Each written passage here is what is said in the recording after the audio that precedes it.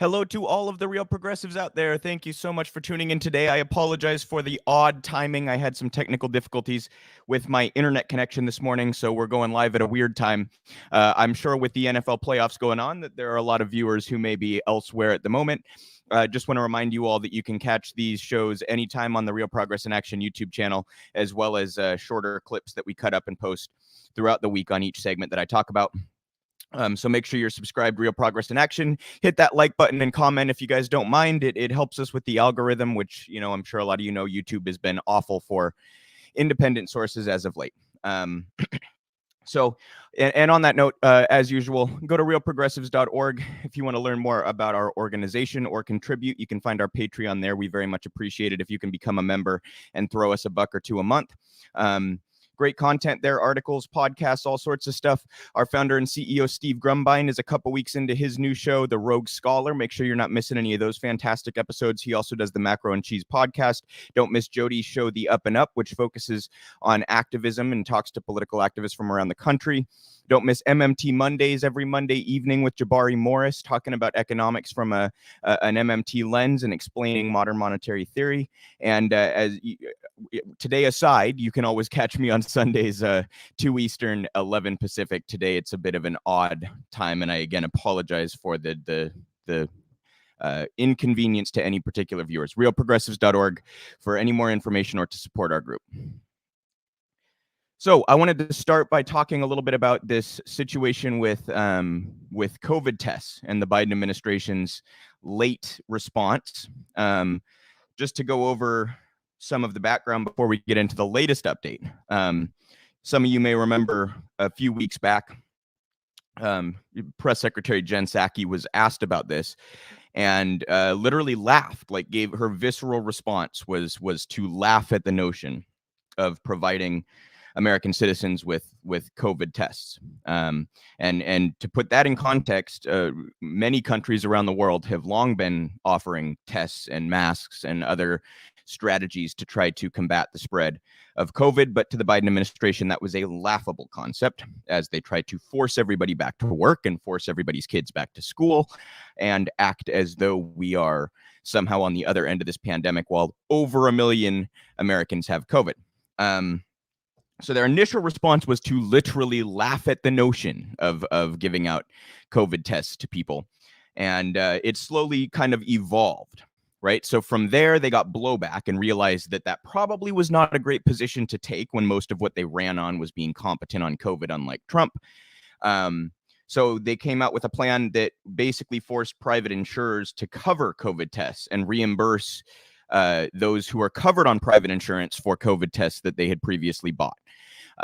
So leave out the uninsured, leave out the poor. And by the way, this plan also did not force any of the Medicare plans to cover the COVID tests either or reimburse for COVID tests. So Medicare, of course, covers who? Seniors, the elderly, people who are among the most vulnerable to this virus. Brilliant stuff from the Biden administration there. Per usual, screwing the poor and then touting it as some sort of accomplishment. Who needs COVID tests more than anybody else? Who cannot afford to miss work if they're feeling iffy, right? The wealthy and largely the upper middle, the professional managerial class, whatever you want to call it, can afford to like err on the safe side. Sorry, I'm really not going to come in today because I'm not feeling great and I haven't been able to access a test, right? So who really, really, really needs access to the tests? The most impoverished people who cannot miss a day of work if they want to pay their bills, and people who work in environments where missing time is not culturally acceptable, right? Those are the workplace environments that most need those tests to say, no, I really need to stay home. I just tested positive for COVID. So who does Biden leave out in this initial plan? The impoverished and the elderly. Brilliant stuff. So then it evolves again, and we now are to the point where they are offering free tests directly from the federal government. So you can go online and order tests. There's a limit per family, but you can go online and order tests. So this has evolved. So I want to cover this for a couple of reasons. First of all, if this had been done weeks ago, we'd be in a much better place, right? By the time this program actually kicks up, we're going to be so far into this big wave of Omicron cases that it's just significantly less effective than if it would have been done months or even weeks ago. So it's per usual with Democrats. they drag their feet and while they're being pressured by progressives in the left, and then they do like the bare minimum or even less too late, and then they call it leadership and demand credit. And this is exactly what they did. The Democrats' official Twitter account posted out a clip of Joe Biden and said, this is leadership because we're giving out free tests. So you're behind the rest of the entire planet practically. You drag your feet for months while everyone's telling you, hey, maybe you should give out tests. That's not a bad idea. And then you turn around when you finally concede and fold to that pressure, you turn around and you want credit for it. You're not leading, you're following. You're following the political winds, right? So anyhow, I just wanted to make sure that that context was clear, and we'll dive in here to the details, because I do want to make sure that people know how to engage in this program should you need COVID-19 tests. So this is in Politico. Biden administration to start offering free at-home COVID tests on January 19th. A senior administration official told reporters the government has 420 million tests under contract and tens of millions already in its possession. I believe the total order was like two $500 million orders. So I think he said he was going to get to 1 billion tests. Okay. So again, you guys, I want to make clear how grossly inadequate and how late this is. It's too little, too late. But I do want to make sure my audience knows how to participate in this program if you need free COVID tests. So we're going to read here. The Biden administration will begin making free at-home COVID-19 tests available through a government website starting January 19th, but the public may have to wait a week or longer to receive them. Households will be able to order 4 tests at a time through the website covidtests.org, covidtests.gov, and the tests will typically ship within 7 to 12 days of ordering, according to a fact sheet. A senior administration official told reporters the government has 420 million tests under contract and tens of millions already in its possession. Officials are finalizing contracts for the 80 million tests remaining out of an initial order of 500 million. The effort to procure and distribute the tests will have a total cost of about $4 billion. Who the fuck cares? As we talk about often at Real Progressives, modern monetary theory teaches us and informs us that currency issuing governments can afford any program they wish to spend on. Asked if the government can meet demand as soon as the website goes live, the senior administration official told the Biden administration is confident that we can meet all of our timelines and get these to all Americans that want them. We anticipate the first test going out at the end of this month, with the remaining tests going out over the next 60 days. Health and Human Services Assistant Secretary for Preparedness and Response, Don O'Connell, told the Senate Help Committee during a Tuesday hearing on the pandemic response. Data. Oh, excuse me. Nearly 3 million results from COVID-19 tests are being logged daily, according to a tracker maintained by Johns Hopkins University, but public health experts warn that that number does not include millions of unreported results from at-home tests, which are not frequently shared with public health departments. A White House spokesperson told Politico the federal government will not be putting new systems in place for Americans to report results from the free at-home tests being distributed outside existing reporting structures. As I noted here, they're attempting to order another 500 million to add to this program. So if you need free tests, do go check that website out. As grossly inadequate as this is, as slow as this program seems to be, and as late as all of this is, if you need tests, please go check it out. I wanted to briefly address this narrative that I have seen, that seems to be an attempt to minimize COVID. And what I mean is, people will say that the reason the case numbers are going up, they try to argue that the case numbers are bloated because people are going to the hospital with other ailments and then testing positive for COVID. So they're trying to say, like, see, it's not really making people sick. We're overstating the number of cases that quote unquote matter. And I wanted to address this, you guys. This is just patently untrue. Throughout the entire history of pandemics, we know they are always underreported. And the reason for that is, regardless of the technology you have at the time, your testing system, your infrastructure can never keep up with a contagious virus. It just can't. So, for example, I had COVID a couple weeks ago. Okay. I tested positive on an at-home test. There's no record of that happening. I had COVID, but I'm not part of those million cases that were documented, right? That is replicated over and over and over again throughout this country. And there are people who don't even think to test because they don't have symptoms, but they are positive and they are spreading it. So we know the numbers are always going to be low. right? We should still try to compile data for the sake of public health policy and things like that. But the idea that because people are going to seek medical care for other reasons and then testing positive for COVID, the idea that that's somehow indicative of bloated COVID numbers is quite exactly backwards. It actually it shows you how many people are walking around with no idea they have it, because people are showing up to the hospital and saying I have X, Y, or Z, not saying they have COVID, and yet they have COVID. So it's actually proving just how underreported these cases likely are. Okay. Now, I'm grateful to whatever extent Omicron is not providing as bad as symptoms. That's good. I'm not that's good news, and I'm happy to see that. But I want to make sure that my audience understands that treating it as mild is grossly irresponsible for those who may actually suffer from it. Long COVID is a very real thing, and a lot of people are posting about how they're still dealing with long COVID, even though they didn't have horrible symptoms while they actually had COVID, right? Or initially when they caught it.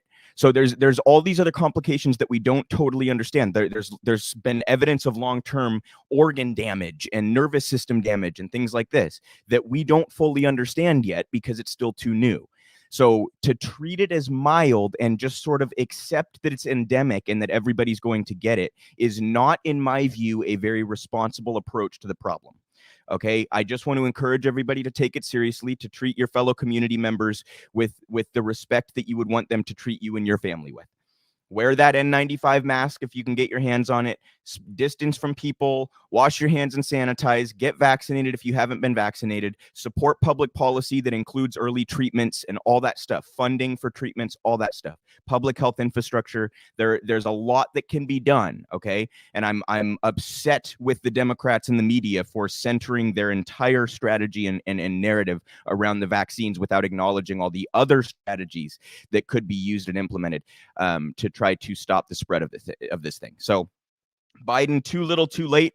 I'm glad that the pressure in some sense worked. Like, it's better to have this free testing program now than never, but don't give Biden credit for that. He's folding to the pressure. Their initial response was to laugh at this, you guys. Jen Psaki laughed at the idea of giving out COVID tests to American citizens for free. So go to that website. I wish I could remember what it was, but I just read it in that previous article. If you need some tests, it's good to have some around in case you start having symptoms and need to test as quickly as possible. But I again want to point out, you guys, that the people we leave behind, the people who most need these, are the impoverished, as with almost everything in our society, right? Because they're the ones who can't afford that day off work. They're the ones whose boss is demanding that they come in unless they have a positive test.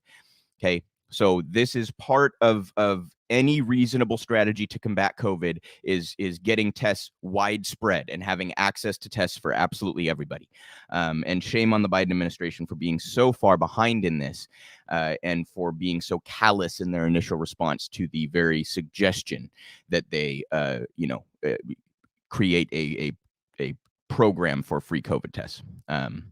So I would like to see the narratives around this stuff settle down a little bit. I've talked about this at length, so I won't go into it here, but I'm sure many of you know my opinions on this. It's a public health issue. It's a science issue. It should not be treated as a part of the culture war, but that's exactly how it's been treated. So I just want to encourage everybody to take the updating science seriously, take the medical advice seriously, listen to biologists and doctors on this stuff. You guys don't listen to your favorite YouTube commentator, me included.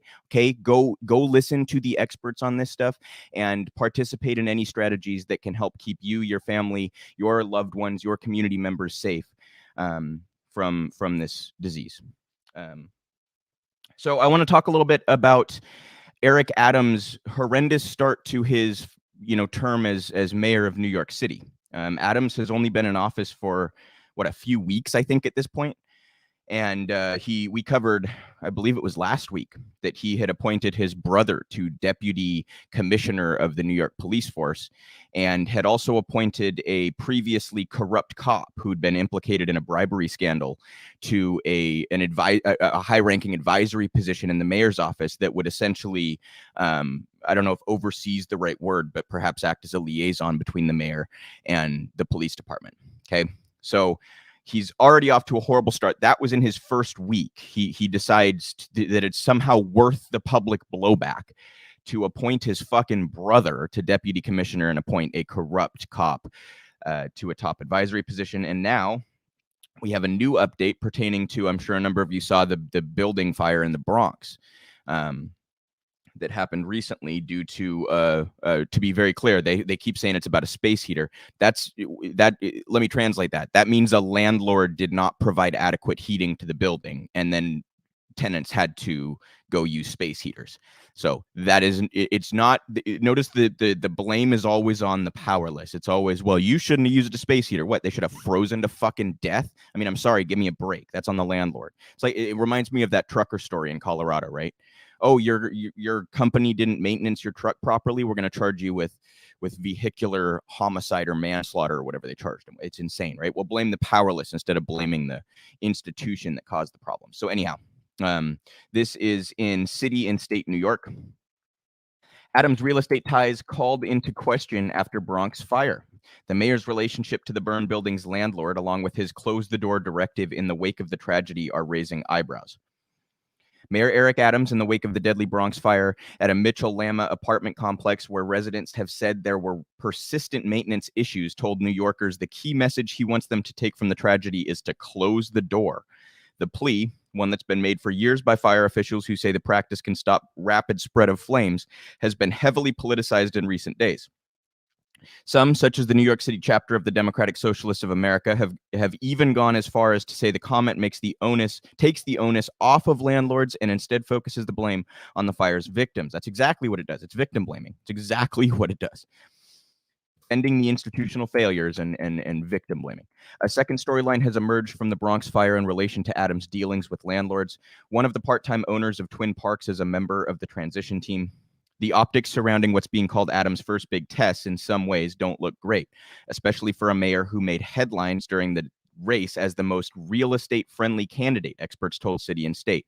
But despite characterizations as someone who cozies up to the industry, whether Adams' ties will affect the city's long-term response to the Bronx fire and the decades-old problem of bad landlords has yet to be seen. Quote, everyone in New York politics is somehow connected to owners of real property, whether it's landlords or homeowner groups. David Schleicher,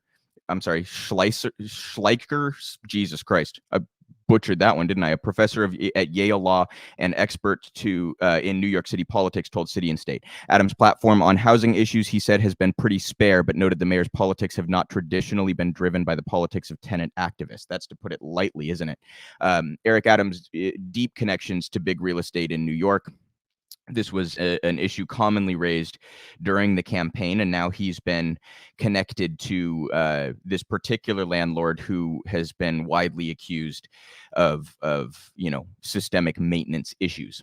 And that obviously applied to the heating in the building. So Eric Adams off to an absolutely horrendous start. We talked a bit during the campaign about how it was unfortunate that no true progressives ran or caught any traction anyway in the race for mayor of New York. Eric Adams, an ex-police captain with the NYPD, quite conservative. And as I mentioned, the connections to big real estate are certainly concerning. New York, the real estate capital of the world in many ways. A lot of these big, huge real estate moguls live in New York, and Trump's dad, and it's all these disgusting families and groups of big money and property owners, etc. So there's a lot of influence there, and that Adams was even more friendly with these big money real estate moguls is than his competition is quite telling, because that, as I say, that's like New York's the hot spot for that shit. So we'll continue to cover Adams. That's a very important role, obviously, not only the largest city in the country, but New York has the potential to sort of precede what's going to happen nationally in some ways, right? So I was deeply upset by Eric Adams not having any serious competition in that race, and he has proven me correct. He's been absolutely awful, corrupt, conservative, pro-police, defends police abuse, etc. And now he's in a matter of a few weeks, he has been revealed to be corrupt on a number of different levels. And this is a serious issue, you guys. I think it was in the UK, I believe, where a building burned down because it didn't meet code when they built it, and it was an apartment complex of sorts, or a condo complex, one of the two, and a whole bunch of the tenants passed away. This was just a couple of years ago. I'm blanking on the name of it now. Something Tower. I think it started with a G. If someone remembers, you can put it in the chat. Yeah, it's on the tip of my tongue. Anyway, this is a serious issue: the maintenance of buildings, and the skirting regulations in order to save yourself the expenses of having to engage in maintenance. This is totally anecdotal, but I've lived in a few apartments. Have been the last places that I've lived, and one of them, it had a stackable washer and dryer unit in it, right? And the unit just totally broke. The washer would not work at all. And we called our landlord and, put in a maintenance request because we're paying a lease that includes a usable washer and dryer. They drug their feet for weeks, and we ended up having to send a letter certified receipt to them, with the implication that we would hate to have to take further action. And then they finally, the next day, told us that a new unit would be on the way. That is how landlords, and this was a property manager, to be clear, we weren't dealing directly with the landlord, but that's how they operate, right? Save any expense that they can possibly save, even if it's at the tenant's, to the tenant's detriment, that they don't have access to something they're paying for. That obviously a very mild version compared to maintenance issues that lead to a building burning down, right? I'm just using an anecdotal example of how they will drag their feet on any sort of expense that they can until they are sufficiently pressured. So this is a serious issue, and Adam's ties to the landlord just sort of indicate how inundated these powerful people are from any sort of accountability for this stuff, right? So he knows now that he's cozy with the New York mayor, that there's very little likely to come of this, that any consequence he may deserve will probably not occur because he's got an inside scoop, and so it's just very much worth noting how corruption sort of upholds this whole structure of exploitation and abuse at the hands of landlords, managers, corporations, fill in the blank. So shame on Eric Adams, and I'm sure next week we'll have another corruption story to cover for you, because he's gotten 3 in 3 weeks. So let's just keep up that one a week trend, right there, Eric. Fantastic stuff. Great start. So this is a story that I have scarcely seen covered at all. That is that there are millions of Afghan citizens who are hungry or facing famine. And I want to note, you guys, my angle on this is a media angle. I'm no expert on Afghanistan, but I want to point out the difference in coverage between when the Biden administration was attempting to pull out of Afghanistan, how that was covered, compared to how this is now being covered, a humongous humanitarian crisis, right? So the same corporate media outlets who take tons of money in advertising from Boeing and Raytheon and General Dynamics and Lockheed Martin, who make their money bombing brown people all over the world, or at least providing the weapons to do so. These cable news outlets and other corporate media outlets spent weeks insisting and crying to you that pulling out of Afghanistan would be bad for Afghani civilians and harmful to Afghani women. Now, I want to give the obvious caveat that I always give. No fucking fan of ISIS here, guys. Do not like how theocratic right-wing maniacs treat women. Not a fan, not at all. Wish I could change it, okay? That is a different issue from the United States military involvement in the region, which, as we covered last week, has actually created more of that extremism, over double, than when we entered these conflicts 2 decades ago. So I want to make sure those two things are separate and give the caveat. I'm no fucking fan of those in charge in Afghanistan right now, right? But I want to point out the difference in coverage here, right? Remember, so they're crying about the Afghani women, Afghani civilians, how we're going to leave them to ISIS, this and that, right? when we're pulling out of a war. So notice who stands to benefit from their narrative in this particular instance. It's those I mentioned earlier, right? It's shareholders at Raytheon and Boeing and Lockheed, and General Dynamics and others, who stand to benefit from staying in Afghanistan. They made billions off of this war. So when their advertisers and some of their top hosts who they parade around as experts, like ex-generals who've gotten everything wrong their entire goddamn career, when these people oppose pulling out of Afghanistan, the media goes into overdrive to sympathize with the helpless Afghani civilians. And yet when months later, when our decision to freeze billions of dollars of Afghani government assets and our sanctions turns around and creates potential famine for millions, 23 million people going hungry or facing possible hunger in Afghanistan. 23 million people. When this happens, how does that same press turn around and report it?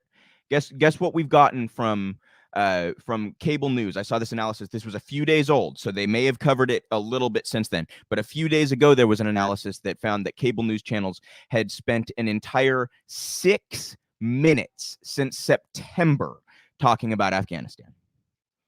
So once their buddies at Raytheon no longer stand to benefit, cable news shuts the fuck up.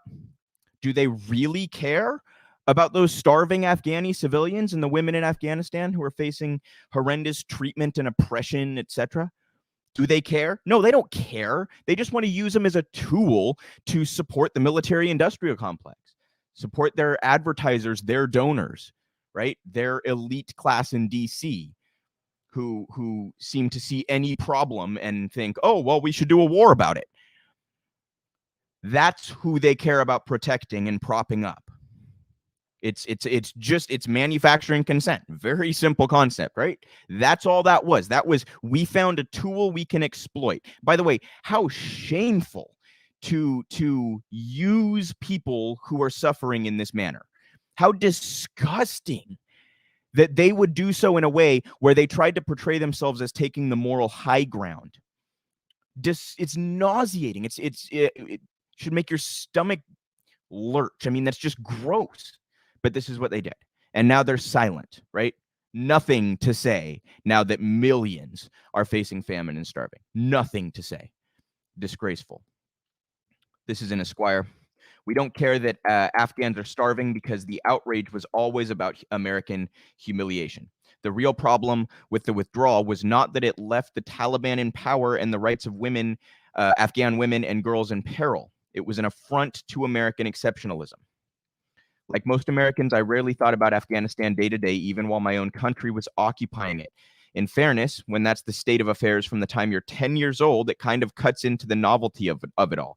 But the more basic fact in play was that only 1 or 3% of the United States population was truly at war. The rest of us ensconced in late imperial decadence, an ocean, and half the Eurasian continent away. You would often hear even less about Afghanistan in the news than you would Iraq, particularly after the rise of ISIS. Afghanistan did become a subject of interest to a larger swath of Americans last year when President Joe Biden finally followed through on the promises of the last 3 presidents, himself among them, and withdrew the remaining U.S. forces there. It was a messy exit, complete with footage reminiscent of Americans fleeing Saigon under similar circumstances, as well as a deadly terrorist attack outside the Kabul airport. There was also the U.S. retribution for that attack, a drone strike the military at first claimed killed a terrorist combatant only, for it to soon emerge that the Hellfire missile had killed a civilian man and his family when it crashed into the courtyard. I'm sure you all remember that story of the children running out to see their dad as he got home and then getting drone striked. Op-eds began to surface, lamenting quite rightly the plight of Afghanistan's women and girls, who were sure to be stripped of true membership in civil society by the incoming Taliban regime. But now, a few months later, most of us are back to not caring about Afghanistan. The proof, or part of it, lies with a Washington Post story that passed peacefully into the news ether earlier this week. The country's new rulers, cut off from most international aid as well as Afghan government assets held in U.S. accounts, have scant resources to protect millions of vulnerable people against another harsh winter. Aid groups estimate that nearly 23 million Afghans out of a total population of 39 million already do not have enough to eat. Many also lack solid shelter and money to heat their homes at night, forcing them to choose between food and fuel, creating additional potential for a full-fledged humanitarian disaster, aid officials said. Many Afghans were living a meager experience before the Taliban's takeover, but others are part of a large, newly impoverished urban working class that has mushroomed after the sudden collapse of the vast foreign-funded war and aid economy. Close to 60% of the citizens in a country where the United States was recently in charge are on the brink. Many of them, we can safely assume, are the same women and girls that American pundits rightly feared would be stripped of an education and made subservient to the male population. But when those women are stripped of the most basic building blocks of life, few Americans seem to care. 40 House Democrats have called on Biden's Treasury Department to hand over the cash we're keeping from the Taliban in the interest of saving Afghan lives. The administration froze $9.4 billion in assets and has refused to recognize the Taliban government until the regime forms an inclusive government, guarantees women and minority rights, and severs all ties with terrorist groups. Are we going to wait out the winter in another contest of cruelty with ruthless opponents? But for the most part, there's been little to no acknowledgement that this is even going on. And that's really my point here, you guys. Look how the media has covered this or not covered this. It's giving us all too much credit to claim that is down to queasiness about forking over money to the Taliban. What this reveals about the widespread American outrage over our withdrawal is that it had very little to do with the Afghan people at all. To the extent that the outrage was genuine, it was not just filtered through an American prism. It was entirely contained within the American psyche, within our idea of America itself. It was spittle-flecked rage at the vision blasted out through international media of American humiliation. The withdrawal was a rubber stamp on what's long been obvious. The United States lost the war in Afghanistan just like it lost Vietnam. At the very least, we were never going to win. All the vast power of American empire was brought to bear only for us to flee, tails between our legs, rushing our personnel out on military jets. If the concern for Afghan women and girls does not extend to the prospect they will starve to death, it's enough to make you think it was never really about Afghan women and girls at all. Fantastic piece there. And, you know, I understand how it can feel very distasteful to effectively, you know, provide money to the Taliban. I get it. I again, like I said earlier, I think I said ISIS. I meant the Taliban.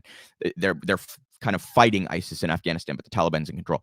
I'm not a fan of these groups, you guys. I'm not a fan of jihadists. I'm not like, no one should support them.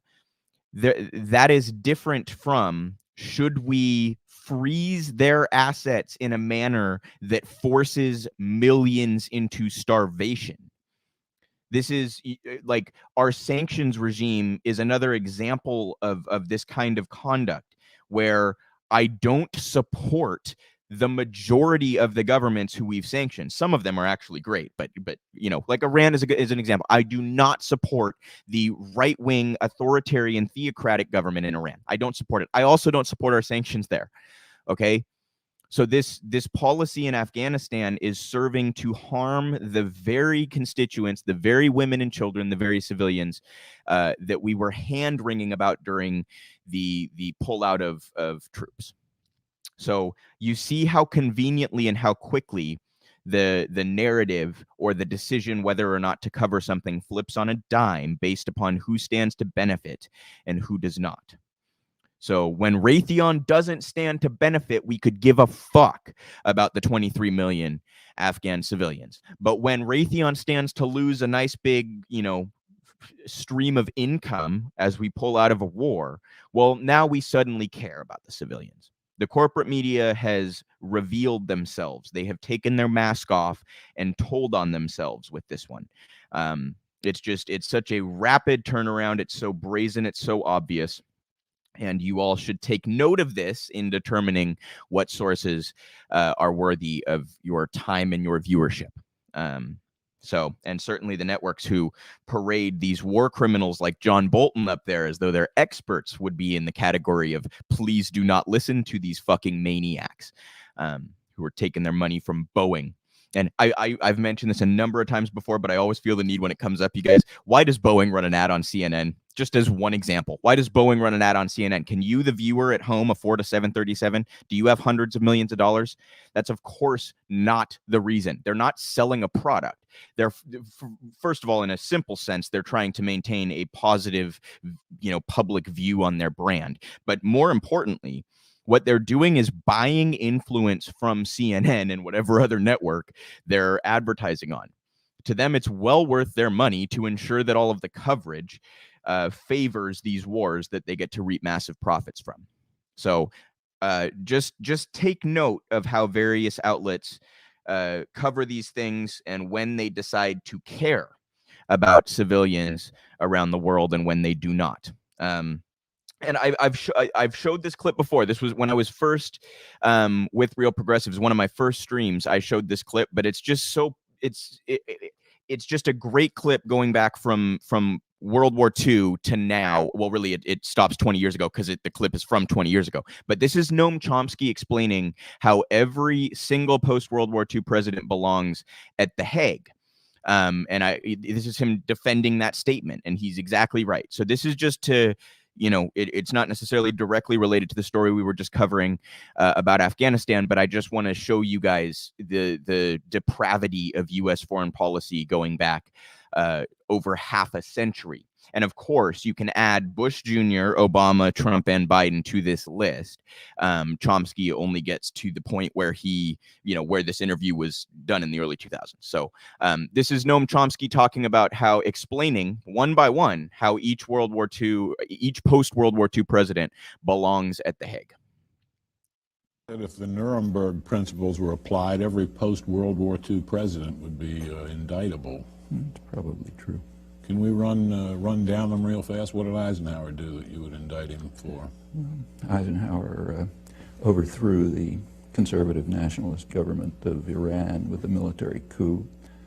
He overthrew the first and last democratic government in Guatemala by military coup and invasion, leading to years of, in Iran it led to 25 years of brutal dictatorship, finally overthrown in '79. In Guatemala it led to massive atrocities which are still continuing. That's after almost 50 years.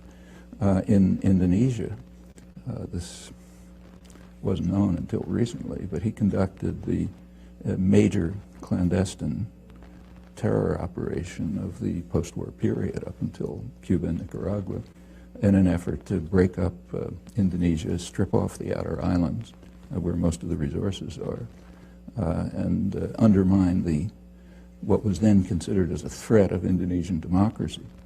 Indonesia was too free and open. It was allowing a political party of the poor to participate. They were gaining a lot of ground, so that Eisenhower supported and helped instigate a military rebellion in the outer islands. This is just for starters. These are all indictable offenses. What about Kennedy? Kennedy was one of the worst. Kennedy, first of all, invaded South Vietnam.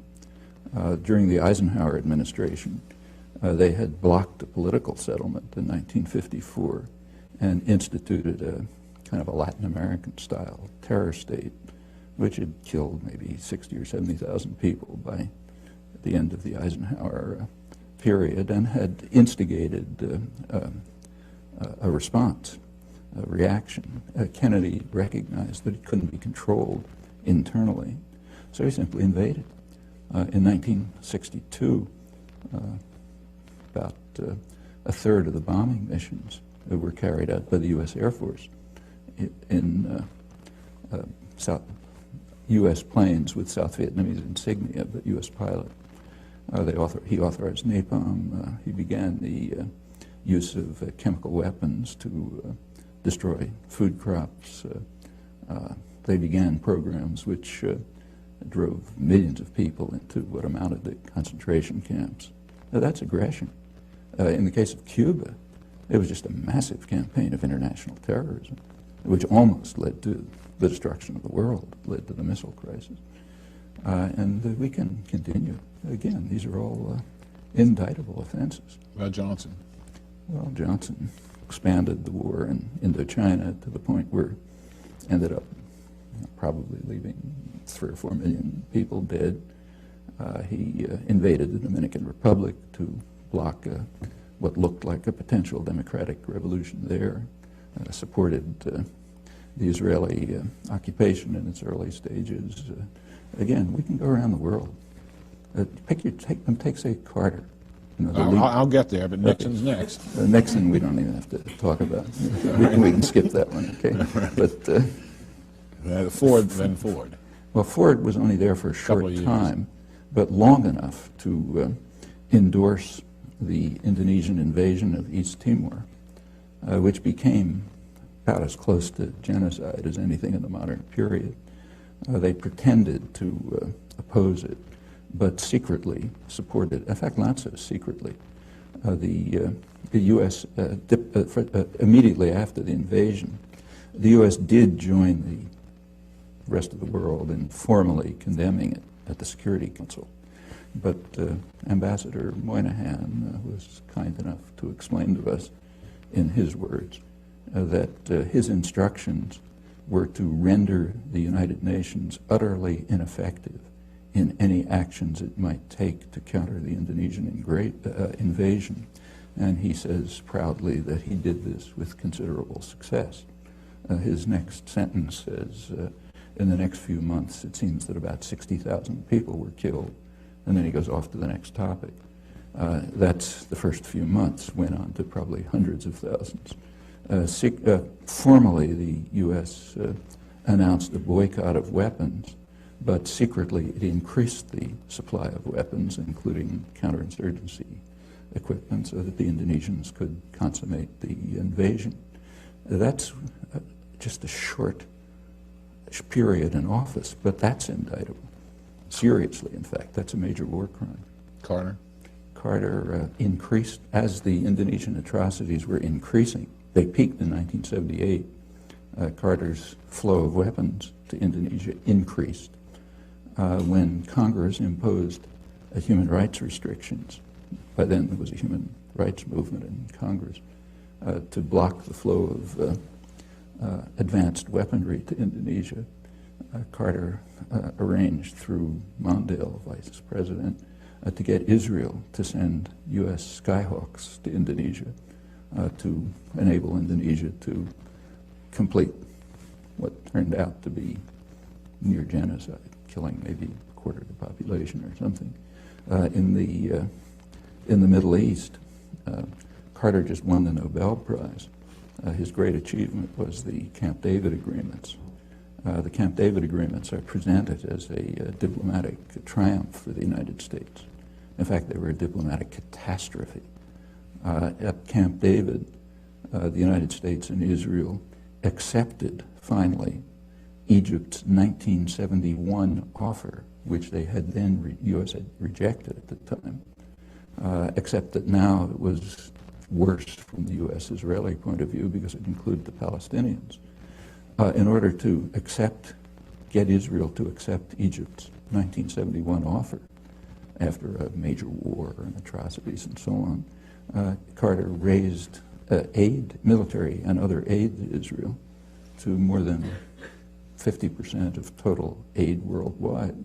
Israel used it at once in exactly the way they said they were going to do, as every sane person knew, as an opportunity to attack their northern neighbor, first in 1978, then in 1982, and to increase integration of the occupied territories.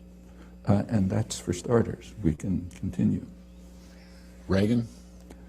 I don't think we have to talk about that one either. I mean, Reagan is the first president to have been condemned by the International Court of Justice for what they called the unlawful use of force, meaning international terrorism in the war against Nicaragua. Again, that's just for starters. They also, the Security Council endorsed it in 2 resolutions, both of which were vetoed by the United States. Bush won. Well, we can begin with the invasion of Panama.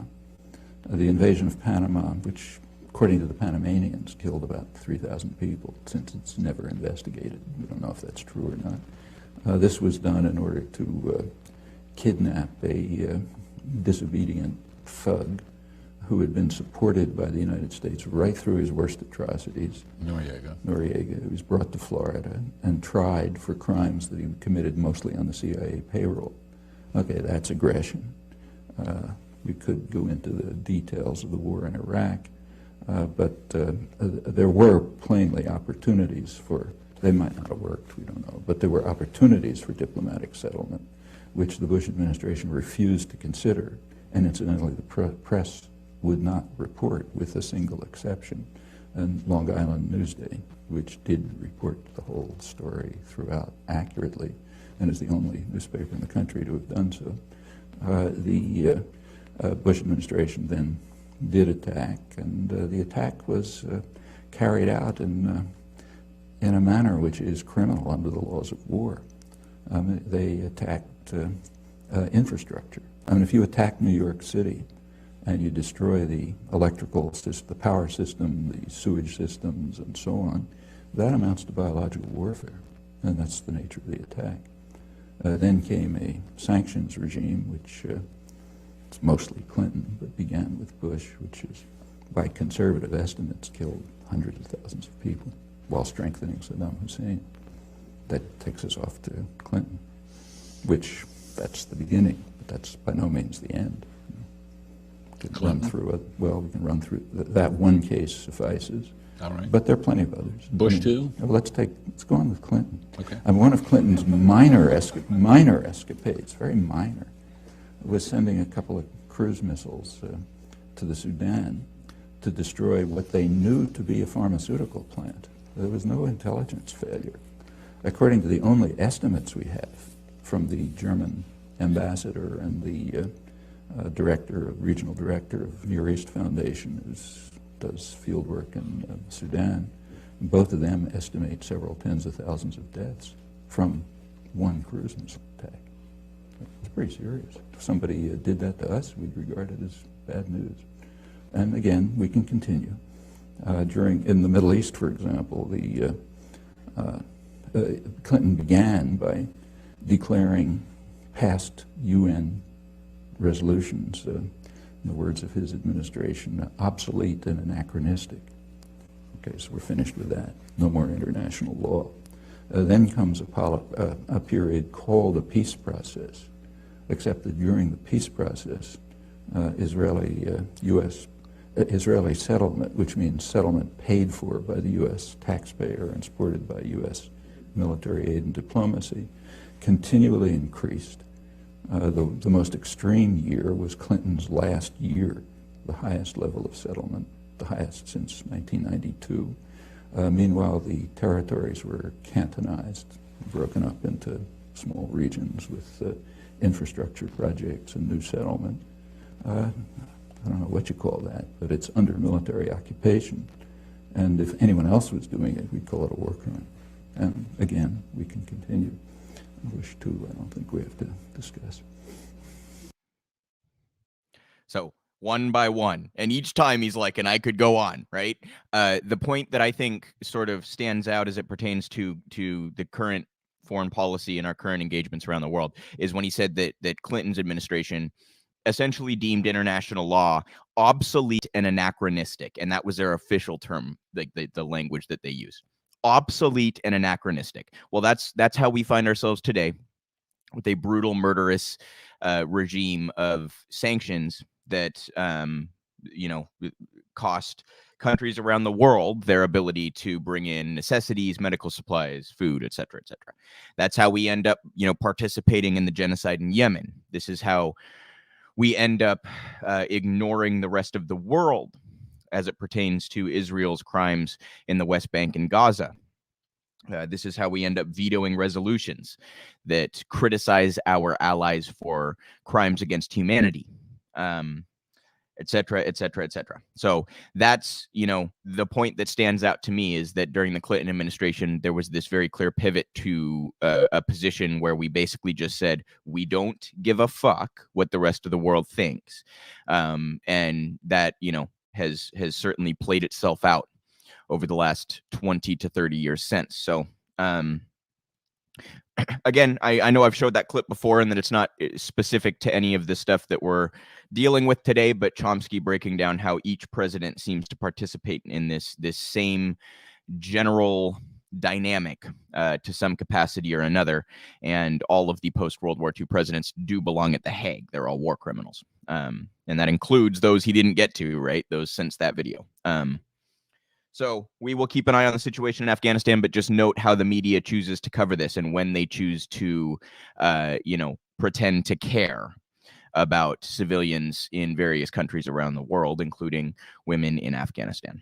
So I want to touch on this story about colleges who have been essentially violating rules in order to bring more wealth into their institution. And that's unfortunately how colleges have largely behaved as of late, is like they're corporations or something. So this is an article in Vice. Yale and Columbia are ripping off financial aid students. Lawsuit says there are more schools than that. They'll get into it. The lawsuit calls the group schools a price-fixing cartel. Price-fixing cartel. Pretty strong language. More than a dozen of the nation's top universities, including Ivy League universities Yale, Brown, Columbia, Dartmouth, Cornell, and the University of Pennsylvania, allegedly used their financial aid policies to rip off more than 170,000 students for hundreds of millions of dollars, according to a lawsuit filed in Illinois Sunday. The lawsuit, filed on behalf of 5 former students, alleges that for 2 decades, the universities have participated in a price-fixing cartel that is designed to reduce or eliminate financial aid as a locus of competition, and that in fact has artificially inflated the net price of attendance for students receiving financial aid.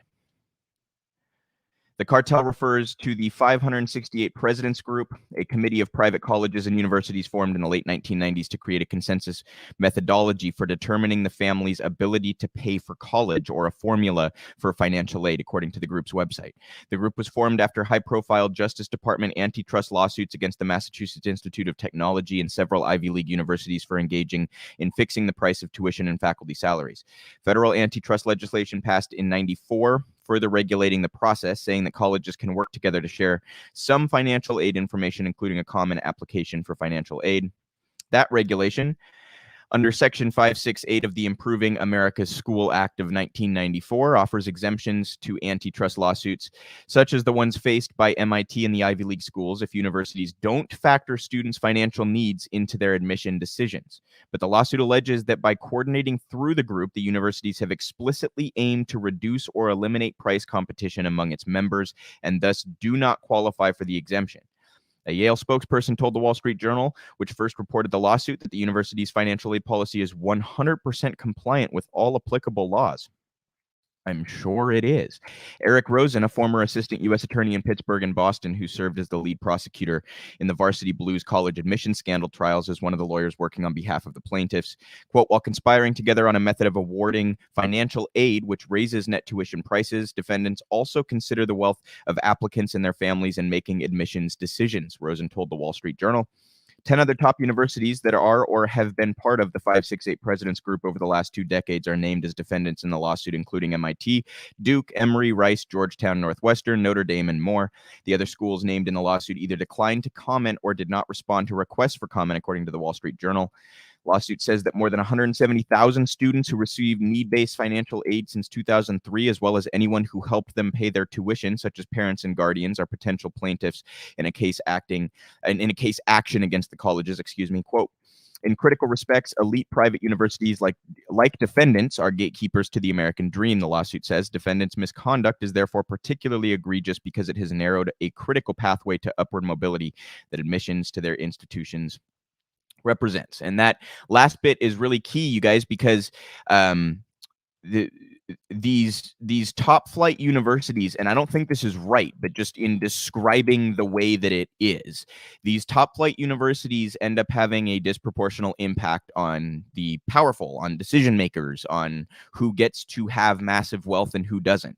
So the power structure of our society is often filled with people from these top flight universities and Ivy League universities. So when they participate in this kind of thing, what they're doing is creating yet another filter for poor and working class people to achieve that power. And, universities in a number of ways engage in this kind of rapacious behavior. They, in many places, they end up acting like corporate landlords, buying up a whole bunch of land to rent out. They, just to give a local anecdotal example, I am from the Seattle area, and I've always rooted for the UW Huskies, right? University of Washington has been busted on numerous occasions, taking public dollars from the state of Washington to take a certain number of in-state students who then pay less in tuition because they're in-state. University of Washington, far from alone in this, I'm just giving the anecdotal example, on numerous occasions busted taking that money and then refusing to give out all of those in-state scholarships, instead turning around and taking out-of-state students who then have to pay more. So they're trying to rake in the money on both sides, right? We know how the NCAA has impacted colleges and how athletes are exploited by universities and major media outlets who get to make massive profits off of football and basketball, et cetera, while the people providing the entertainment get nothing, on and on and on, right? Universities are they've become this very, very rapacious set of institutions. And that's really unfortunate, because I think they're a particularly critical institution in the sense that, you don't want people who are then going to step into power having this bias in the education that they receive. And I some of you may remember, friend of the show Vinay has been on and talked a couple of times about how he's a lawyer, and he, when he went through law school, he talked about the institutional hurdles that you have to be able to spend a few months studying for the bar. And if you can't just take a few months off, then you end up probably failing the bar, right? So who can afford to take those few months off? So who then does this system, sort of propel into power and hold in power? It's the same class that gets to hold these powerful positions as attorneys. So these institutional pressures maintain the status quo, and universities participating in a number of different ways to sort of prop up the class that already enjoys and benefits from the status quo. And this again is absolutely no different. So, you guys, I apologize. Somebody is at my door. I will be back in just a moment.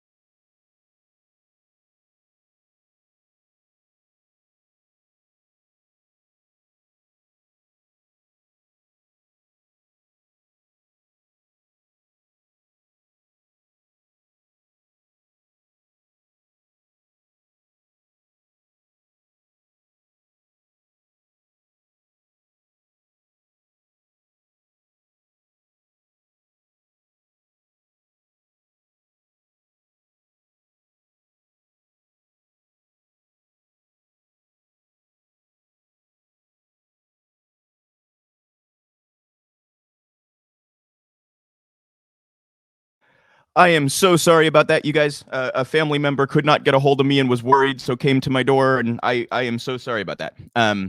That was conveniently the end of the college story, but wanted to make sure that you all knew about these latest scandals and how the universities operate to maintain the status quo for those who currently enjoy them. Alrighty, so in Hawaii, there has been another water problem. We've talked about Flint in the past and how other communities are also suffering from contaminated water that officials refuse to deal with. And this is now happening on Oahu in Hawaii. So we'll take a look here first at a tweet from Oahu Water Protectors. Breaking, a resident from Hickam Housing shows that their water still has a highly visible oil sheen after the first full system flush of pipes contaminated by the Navy's Red Hill leak. But the military's plan isn't to replace the pipes, it's simply to flush the whole system again. Now, we have an update since then. This tweet was from a little bit ago, but you guys can see there the oil sitting on top of a pan of water that a resident poured. There's an obvious reason behind this. Despite their trillions of dollars in federal funding, the U.S. military would rather squander even more of Oahu's precious water resources than be forced to pay a fraction of their annual budget to clean up the toxic mess they've made. You can see here a post from the U.S. Army garrison in Hawaii. An update from Task Force Ohana on the AMR system flush. On January 2nd, Task Forces Ohana received test results from the initial flush of the Aliamanu Military Reservation water distribution system. One of the test samples on AMR did not meet the Environmental Protection Agency and Hawaii Department of Health standards for safe drinking water. While we were hoping for all samples to pass, this result was not surprising, as we anticipated that a distribution system flush of this nature could be an iterative process. So essentially, you guys, what's being said here by the water protectors, I'll finish this out actually. The military has proven in the lead up to this crisis that they can't be trusted with our water, and they are proving it twice over through their crisis response efforts. The Commission for Water Resource Management must revoke the Navy's water use permit. We paid a visit to the resident who posted the original video of her fuel contaminated water to see and smell it for ourselves, and they post the video again. So what they're saying here is that what needs to happen is more comprehensive than just a flush, but the military continues to just flush it over and over again, even though they know that that is very unlikely to actually fix the problem. And we have a new update here on what has caused this. The Navy claims not to have known about the setup that caused this. This is in civilbeat.org. Lawmakers, Red Hill fuel leaked into well through a pipeline Navy didn't know existed. Navy officials didn't know about the pipeline until someone reviewed the facility's schematics from 1941. Lawmakers who took a tour said they were told. The jet fuel that contaminated the drinking water of thousands of military families spewed from a Red Hill fuel facility pipeline and went directly into the water supply by way of a drain line that the Navy didn't even know was there, the Navy told state lawmakers during a tour last week. Representative Sonny Ganahan, who was on the tour, said the drain line, is a few inches in diameter and looks like a hole in the floor of the tunnel. It was installed to collect naturally occurring moisture and drain it into the Red Hill drinking water well, he said, except during a November 20th leak, it didn't collect water. It took in a direct injection of fuel. They didn't know it was there. It's the worst case scenario. So listen, guys, I'm no engineer. And I, no experience building pipelines for air facilities or whatever with jet fuel. But wouldn't it seem like if the Navy was using this pipe in some way to fuel its planes, that it would know that it was there? I mean, I just don't quite understand how that even happens. And when you combine it with their initial inaction or tendency to avoid the more expensive, more comprehensive action, it sure doesn't look great. And again, I just want to point out, you guys, that this is just one anecdotal example. Thousands of communities around the country have water that is as contaminated or worse than Flint, and we know how bad Flint is still. So this is a widespread problem, and it's rooted in the corruption and the economic issues that we talk a lot about. Because who benefits from lack of regulation and lack of cleanup efforts? Those who don't want to pay for the precautions and the cleanup efforts. That would be the big oil companies, the big energy companies, the big chemical companies. So it's, once again, it's capitalism here, you guys, and corruption, and those with the rapacious incentive structure turn around and buy off those who are supposed to regulate them. Fox guard in the hen house, and you end up with oil in water and lead in water and bacteria in water unnecessarily.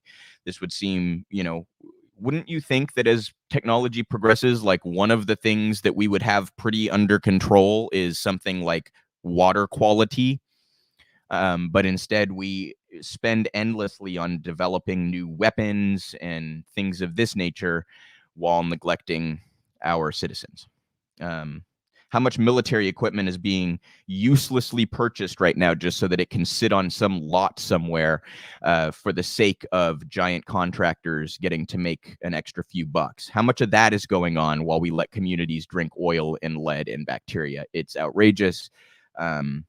It demonstrates the sinister nature of the corporate incentive structure. So I hope that this is resolved shortly, and I hope that the Navy is held to account for their inaction and their unwillingness to remedy the situation that they were responsible for, whether they knew it or not. And by the way, claiming ignorance in this case is not a defense.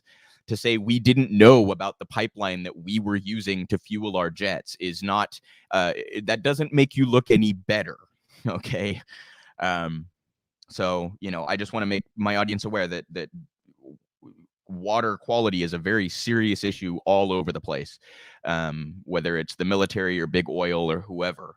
That might be contributing to the problem, or just public officials unwilling to replace old pipes, as was the case in Flint and is the case in Flint.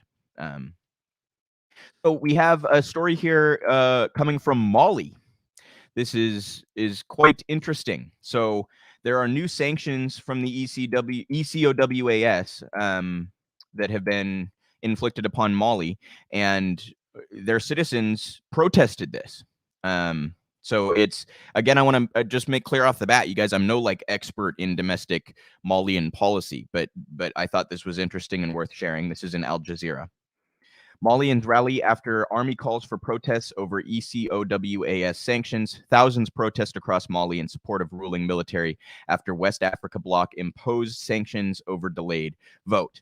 I do get a little bit squirmy at the ruling military aspect of all of this. And again, I'm no expert on the conflicts that have led to where we are, but I just wanted to comment on the sanctions. It sort of ties in with some of the stories we've been talking about today.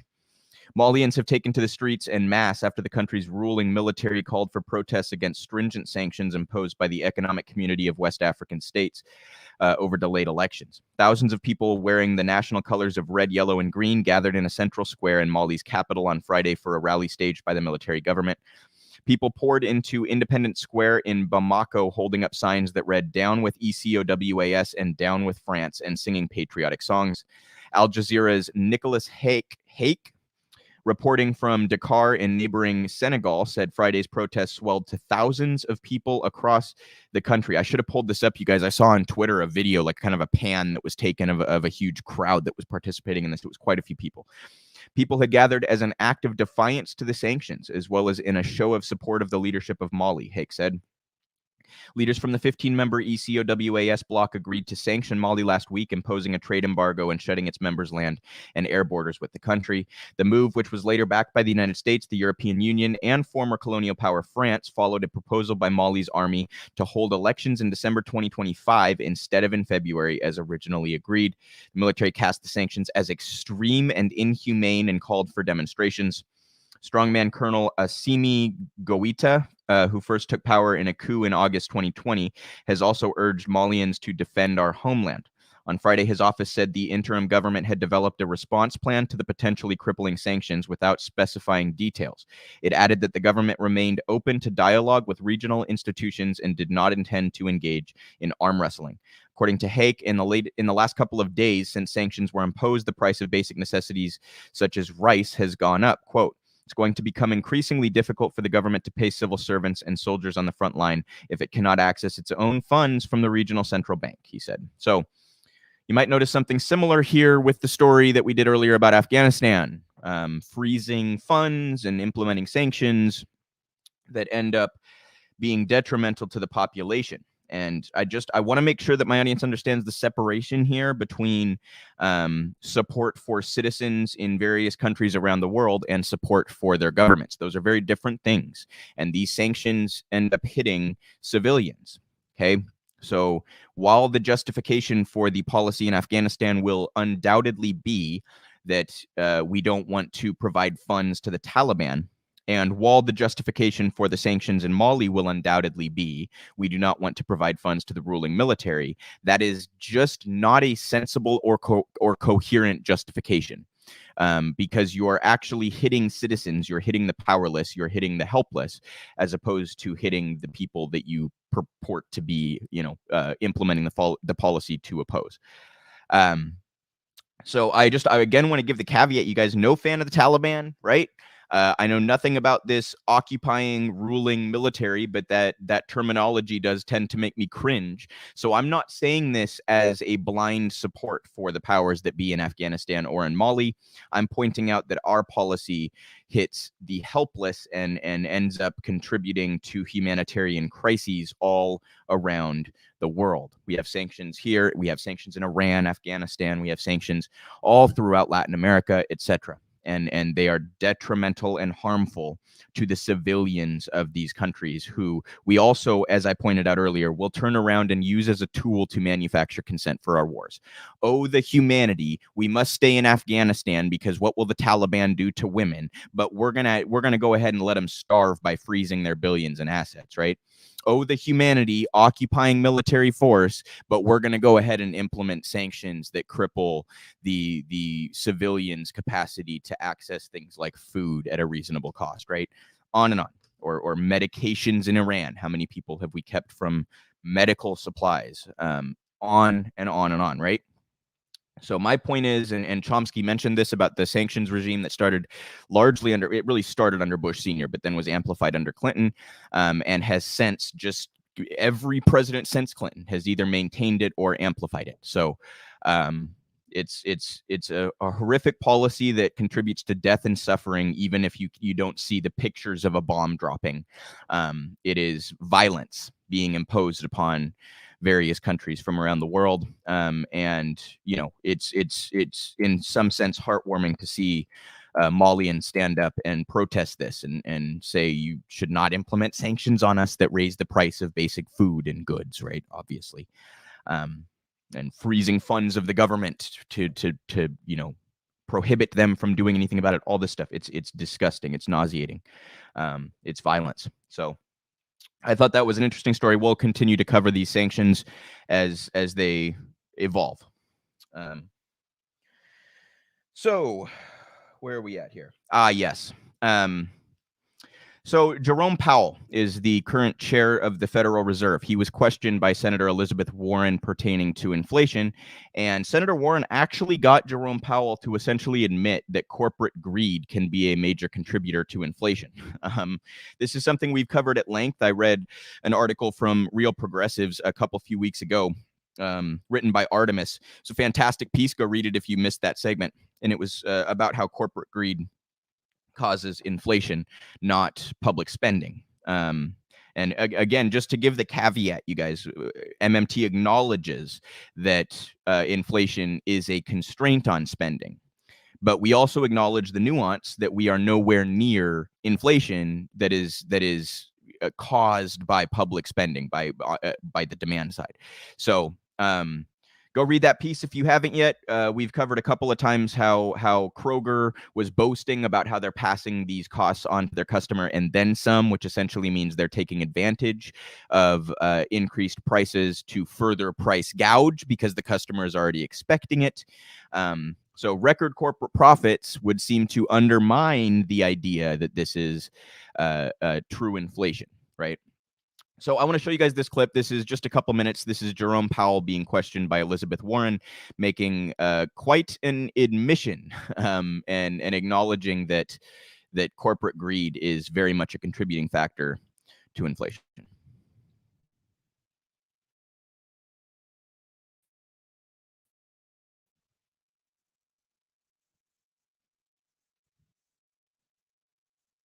I'm sorry, guys. I think I screwed that up.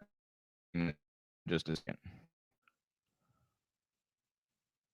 ask it the other way then. There we go. Because we're still kind of doing econ. If you're a corporation that has eaten up most of the competition and cornered the market, is it easier for you to raise prices on your customers and maximize your profits because you don't have to worry about losing your business? In other words, you've lost the discipline that the market imposes. In principle, if you don't have competition and you're a monopolist, yes, you can raise your prices. Okay, and over the past year, we know that prices have risen because of supply chain problems, unexpected shifts in the demand for goods, and even higher labor costs. But if corporations were simply passing along these costs in highly competitive markets, would the company's profit margins have changed much? You know, so many things affect those that calculation. In principle, you could be right, but well, it's very much not what we're seeing right now. Today, nearly 2 out of 3 of the biggest publicly traded corporations in the country are reporting fatter profit margins than they reported before the pandemic, which doesn't sound like they're just passing along costs. So let me ask you, does that increase in profit margins combined with greater market concentration in industry after industry suggest to you that some corporations may be passing along increased costs and at the same time charging more on top of that to fatten their profit margins? that could be right. It could also just be, though, that demand is incredibly strong, and that you know, they're raising prices because they can.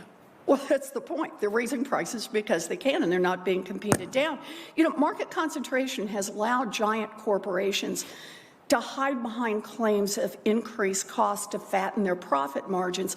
So the consumer pays more, both because the corporation faces higher costs and because, as you put it, because the corporation can increase prices.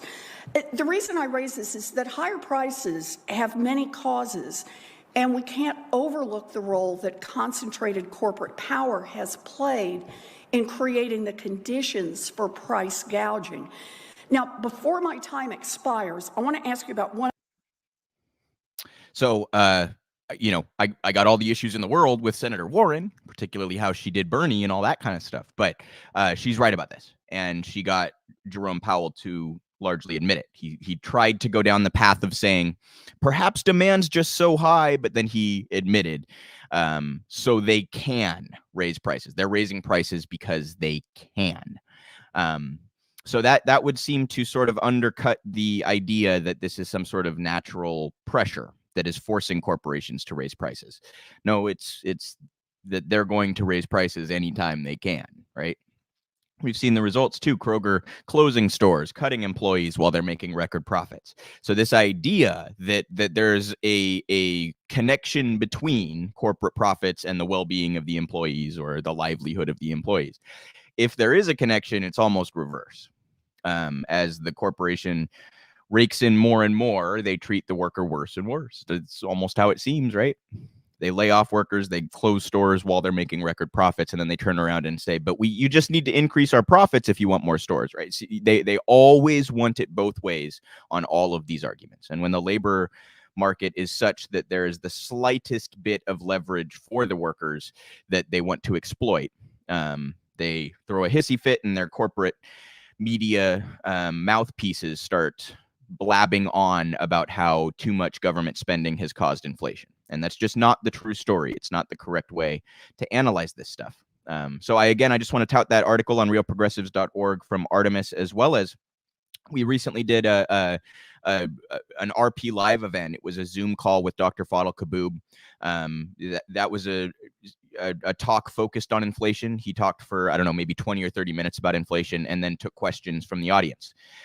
So I encourage you all to look into that if you're interested in the MMT analysis of inflation. And you know, he was able to answer how it's not it's not too much public spending that is causing this, and Fadl actually argues that properly implemented public spending could help get us out of it. So again, I want to tout that interview or that talk rather, if you want to go find that. That's on the Real Progress in Action YouTube channel with Dr. Fadl Kaboub.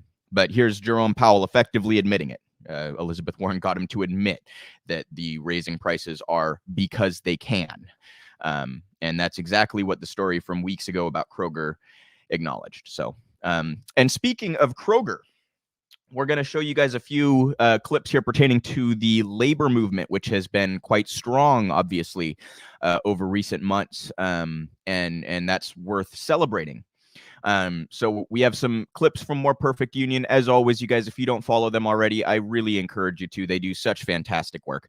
And we're going to start with a clip of them talking once again about Kroger. Got like a 35-cent raise in the last 4 years.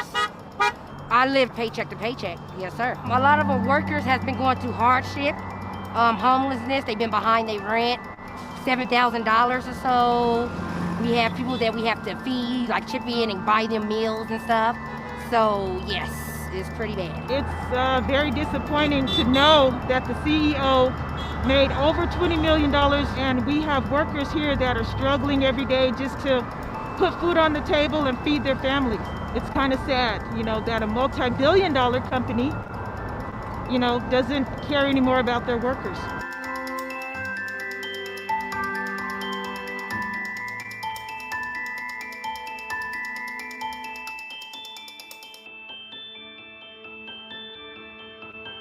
Yeah, I do struggle to pay my bills. More than anything, I struggle with being able to do anything outside of paying my bills. Like, we get paid enough to survive, but not enough to live. Like, I can't get hurt. I can't get a flat tire, because if I do, I'm screwed.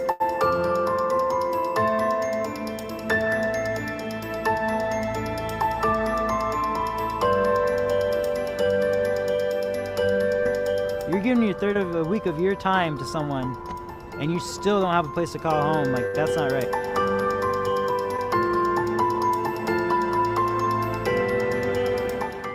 They are making billions of money, and if they gave something to their real heroes, they are not going to die.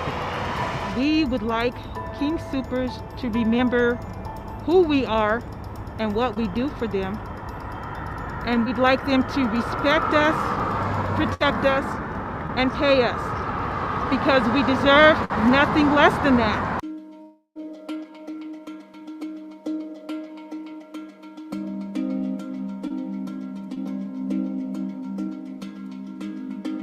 When I first heard the shots, I didn't know where the shooter was in the store. Turned to the left, turned to the right, went down, hid in my cabinet underneath the cheese wrapping station. There was product in there. It was pretty packed. So I hid in a space. It was a very, very small space. I'm still not quite sure how I got my body in there. And that's where I was for an hour. I was rescued by the SWAT team. The bullets are flying everywhere, and they were flying everywhere. That's why that store was closed for so long. The store was just annihilated. So I hid, and I expected to die. I mean, the shooter could have come around the corner at any minute. Shooting happens, and it's like, do I have to go to work tomorrow?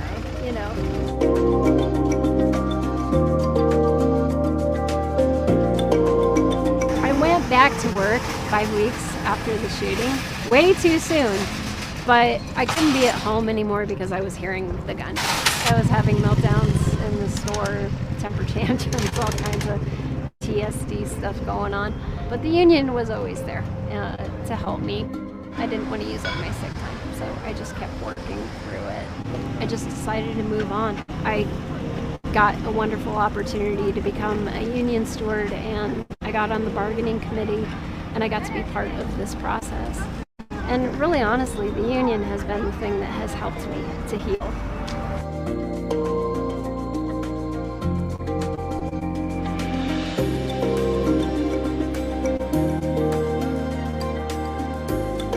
Want to know that if something like that happens again, that the workers will be taken care of. If they just, don't want to really contribute to the health plan. I mean, again, we're in the middle of a pandemic. A person has to have health care for that reason alone. I mean, we we have to be able to take care of our families. We have to be well and healthy to take care of our customers, our communities, our families, and provide revenue for this company. Yesterday I was watching my union president video, and first time in my life I come on the road. I don't like politics. I hate politics. I never cast vote in my life. Never. But when I watched the video, I decided to come over here not for money, to moral support and for unity.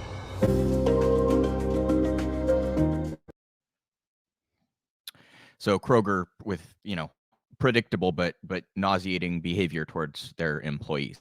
Having dealt with a shooting, the insensitive bosses decided you got to use your sick days if you need to miss more time. That's outrageous. That's, that speaks for itself.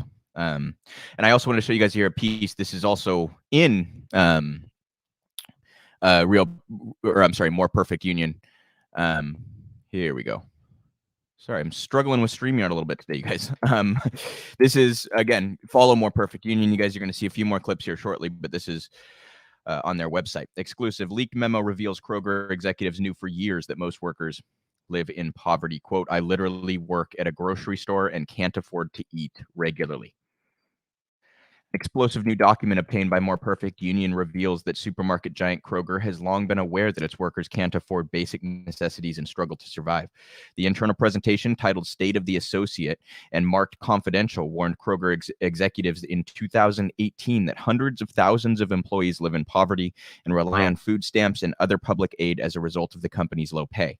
Quote, most employees are considered to be living in poverty and need state aid as in food stamps, free school lunch, etc., just to get by, one slide warned.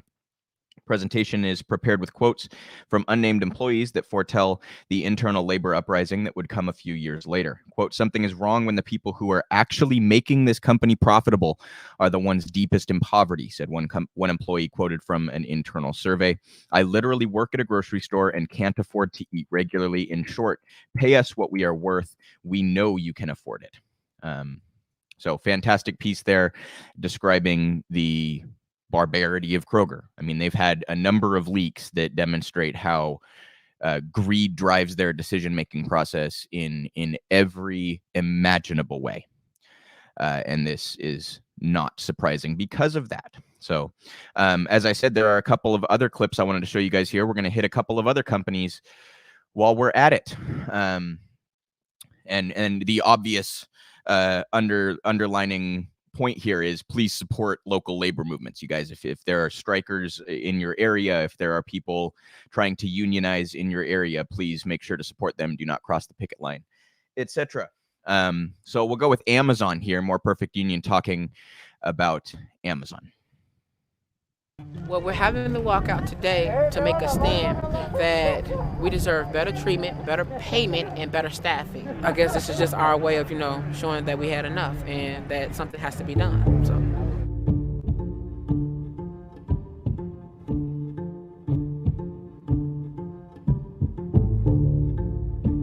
We're here, Amazon workers in Cicero, delivery station DLN2. We have not received the bonuses that we were promised. There are people here who were hired as permanent workers and then they took their badges away and made them temporary workers. And most importantly, we're here demanding a $5 increase for our wages. And they're in there trying to intimidate us, trying to threaten us, but we're strong, we're staying united. And this is just the beginning of our fight. Think about it this way, like the managers, how would they like it if they just walked in one day and they're told, well, you might get fired any day now. It's not fair. Like, what's the point of coming to work then, Yeah. Because blue badges have more different benefits than the white badges. Yeah, exactly. Especially when it comes to like the VTO and the UPT, they'll be like, they go by the point system anyways. Yeah. Well, great example is my dad passed away 2 weeks ago. Oh my God. And they told me like, oh, we'll give you bereavement. Yeah. When I got my check, I wasn't paid for it. And they're like, oh, it's just, you don't qualify for it. Yeah, I went to Amazon. They offered us regular employment. Yeah. Meaning like we will be here past the seasonal mark. And as soon as we got with the orientation and everything, we come to find out they take away our permanent badges. So now we have to worry about like our job security past December. That's just too much stress right now, especially during the holidays and COVID coming. And it's not fair, you know. I mean, who wants to, you know, come into work every day with that fear that that might be your last day? You know what I mean? Like, we're not gonna, you know, apply just to come work, you know, for a week or two and just call it a day. Like, we applied because we saw a full-time position. We saw, you know, they're promising all these benefits. They're promising, you know, they promised a bonus that nobody ever got, and it's not fair. The question is, who is next? Yes, for the walkout, yes. That's right. Hell yeah. You're not asking for much, you're asking for fairness. That's it. The majority of workers at this warehouse signed the petition for a $3 an hour raise and for safe staffing. They said they were going to look into it and get back to us. They never did. They're not taking us seriously. They're not respecting us. Like, we're working during the holidays, and the days that we work have increased. Like, we work in six days now, 10 hours apiece, no sleep, and constantly moving back and forth. Like, the last time that I had a chance to have a decent amount of sleep was basically almost a month ago.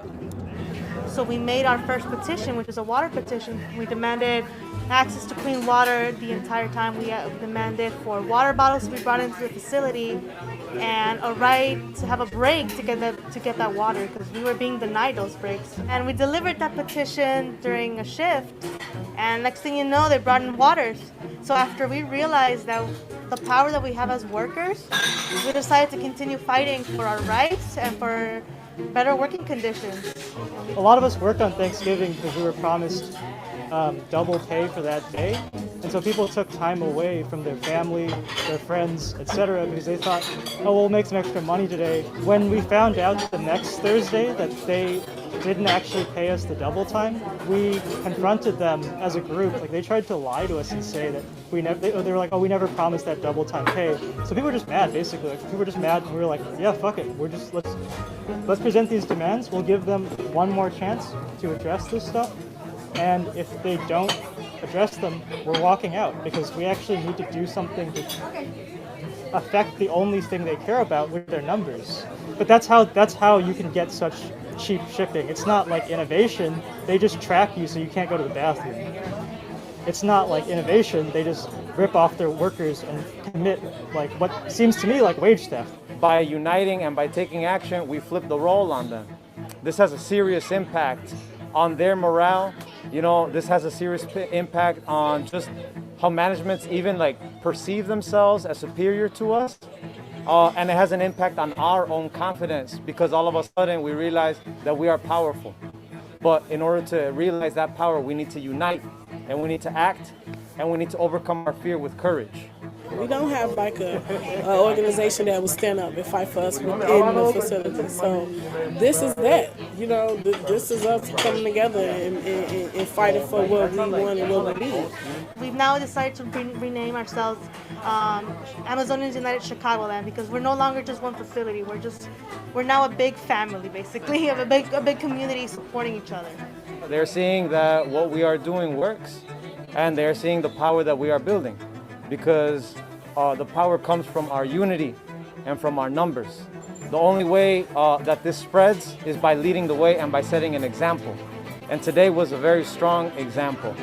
And that brings hope. That brings hope and a feeling of connectedness. I think that's the basis for building some real working class power.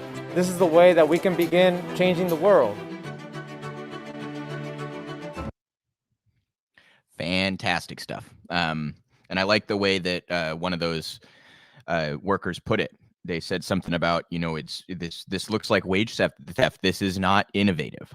Tracking and surveying your employees is not some form of innovation that makes the process more efficient. What it is exploitation and abuse.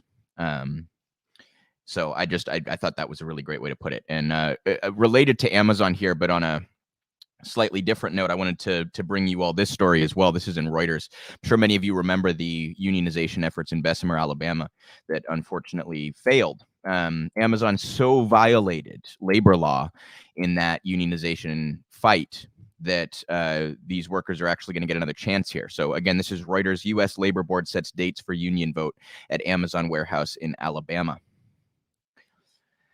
The U.S. National Labor Relations Board said on Tuesday that it will send unionization ballots to workers at an Amazon.com Inc. warehouse in Bessemer, Alabama on February 4th, setting the stage for the next labor contest facing the online retailer.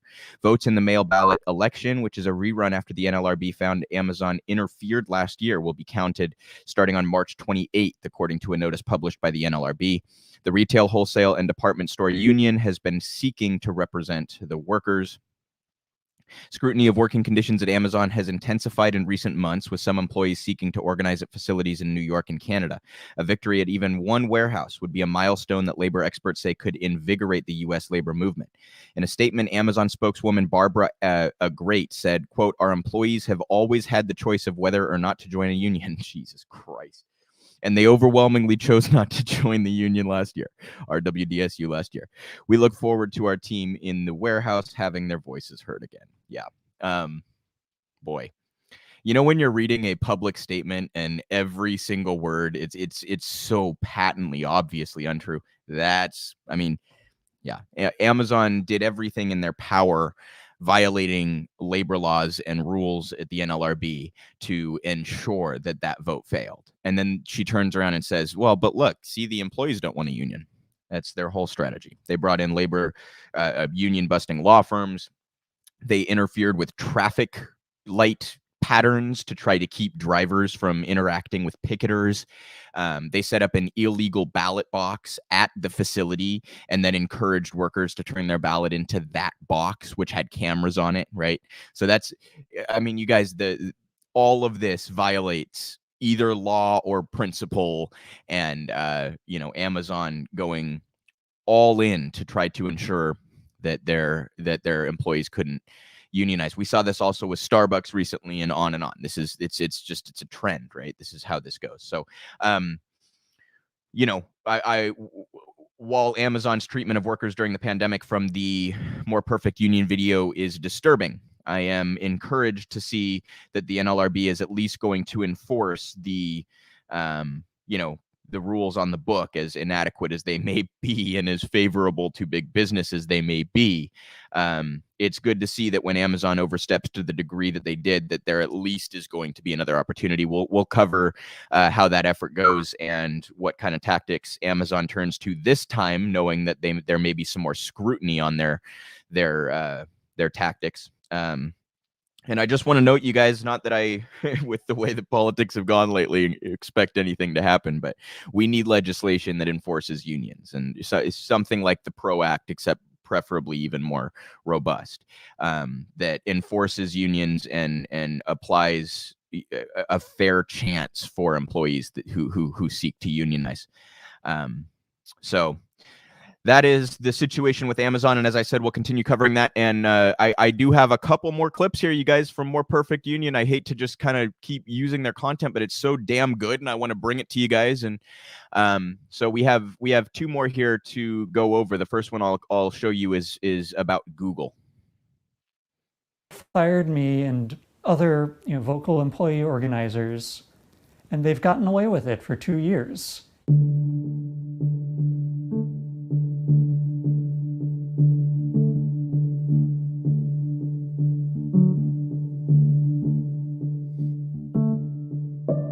Google's motto is, or at least used to be, "Don't be evil." But very shortly after I arrived there, I found out that they had been secretly working on a project to analyze drone footage for the US military called Project Maven. There were concerns that in some way that this work that people were doing to improve computer vision through the contract would lead to violence and death. To me, that didn't fit with those values.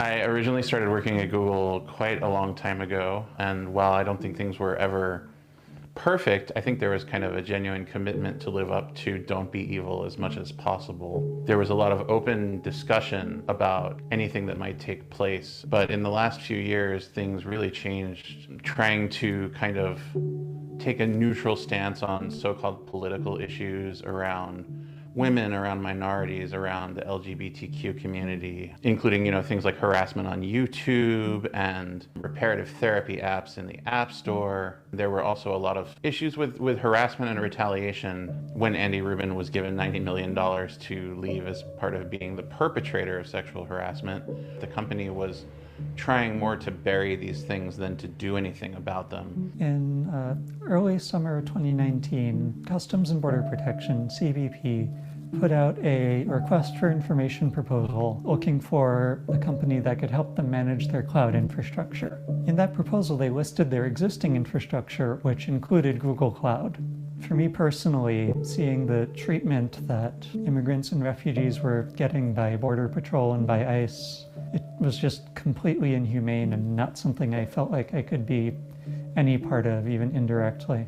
I and several other workers banded together to ask Google to commit not to working with them in the future. We thought surely once they're aware of this, they wouldn't want to be associated with that kind of treatment of people. We released a petition and got over 1,000 signatures, but Google continued to insist that they would simply not work with the bad parts of CBP, as though they could be cleanly separated. Google management had been growing increasingly unhappy with worker-led petitions and actions, and with the CBP petition, they really started to crack down. I had been looking at the calendars because a number of us were being censored trying to discuss some important issues. And the first thing that I saw when I looked at one of the calendars of one of the people who was doing the censorship directly was calendar entries with the names of people who I recognized as other people who'd been involved in organizing. It seemed like they were quite literally being checked up on. I started to wonder, how is this being coordinated? And we uncovered that they were hiring union-busting firms. The firm that they hired, IRI Consultants, has worked to help crush all sorts of union campaigns. They're infamous for helping large hospital systems defeat nurse unionization campaigns. When a small amount of information made its way to Business Insider about Google's existing CBP projects, they interrogated myself as well as several other of the petition co-authors. None of us, of course, had leaked the information, but they were very clearly trying to intimidate us and discourage us from writing anything further or taking any further actions. They decided that what we were doing wasn't okay after all and fired us within, I believe, 15 minutes of each other. Google fired me because I was standing up for myself and my coworkers. Google said they fired me because I accessed documents and calendars. According to Google, I and several others were fired for violations of their data security policy, code of conduct, and several other written policies for supposedly leaking information publicly. None of us had shared anything publicly, and what we shared within Google was only information that was accessible to any employee who could use a search engine. And at Google, that's rather a lot of them. It was clear to all of us that the real reason was to punish us for our activism and discourage any future attempts at employee organizing.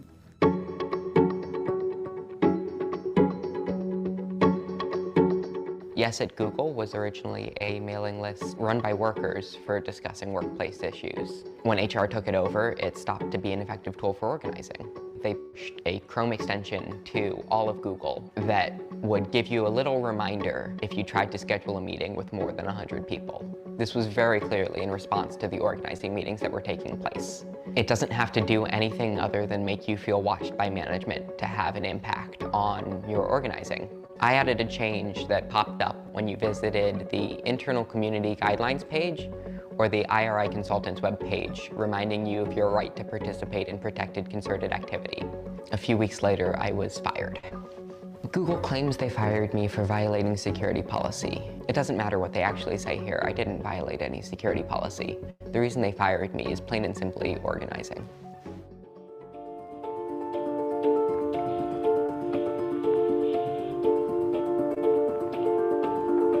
I think it's very important for the NLRB to show that employees' rights to organize and to discuss their employment extends not just to obvious working conditions like sick days, but also to workers' rights to know what they're working on and not be forced to work on projects that are a huge ethical violation.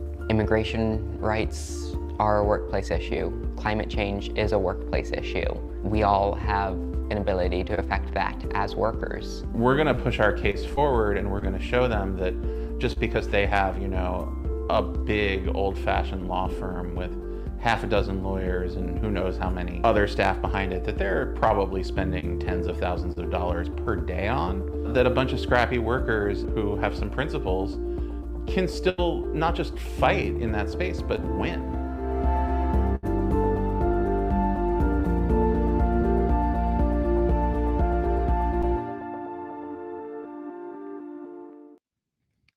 More unsurprising, but outrageous behavior from giant corporations, right? We'll keep up on that story. I hope that suit is successful. And it's what I think surprises me more than anything, and it's one of those things that probably shouldn't because it's kind of predictable, is how explicit it is, you guys. Like, one would think that they would have to cover this up to some degree or another. It really seems like they can just put it right out there in the open, and there's not much pushback, right? So pertaining to this same story, I wanted to show you guys a piece here. This is in ARS Technica. Google hired union-busting consultants to convince employees, quote, unions suck. NLRB judge orders Google to shed light on its secret anti-union project. This is a piece from last week. For years, Google has attempted to kill employee-led unionization efforts under an initiative codenamed Project Vivian. In the words of one senior manager, Project Vivian existed to engage employees more positively and convince them that unions suck. Real positive messaging there, right? We want to engage you positively by telling you that what you're trying to do sucks. Fucking hilarious. Project Vivian appears to be Google's response to a surge in worker activism that began in 2018 when thousands of employees walked out in protest of the company's response to sexual harassment complaints. Months later, employees began pushing for improved working conditions for Google contractors and an end to contracts with U.S. government agencies involved in deportations and family separations. Two employees who helped organize the 2018 walkout later left the company saying they were facing retaliation. Ultimately, 5 employees were fired and 2 were disciplined. You heard from some of those employees. They filed a complaint with the National Labor Relations Board alleging that Google interfered with their law-protected rights to organize at the workplace. The NLRB agreed and filed a complaint against Google in December 2020. Google refused to settle, and the matter went to the NLRB's administrative court. Revelations about Project Vivian were made public in a ruling released late last week by an NLRB administrative law judge. In the scathing order, the judge, Paul Bogus, told Google to turn over hundreds of internal documents related to its anti-union efforts, his second such order. Bogus had previously ordered Google to hand over documents for review by a special master in camera, a process that allows another judge to look through them for confidential or sensitive information before they're made public. Okay. Many of the documents involve Google's work with IRI Consultants, a union-busting firm that the tech giant hired in late 2019.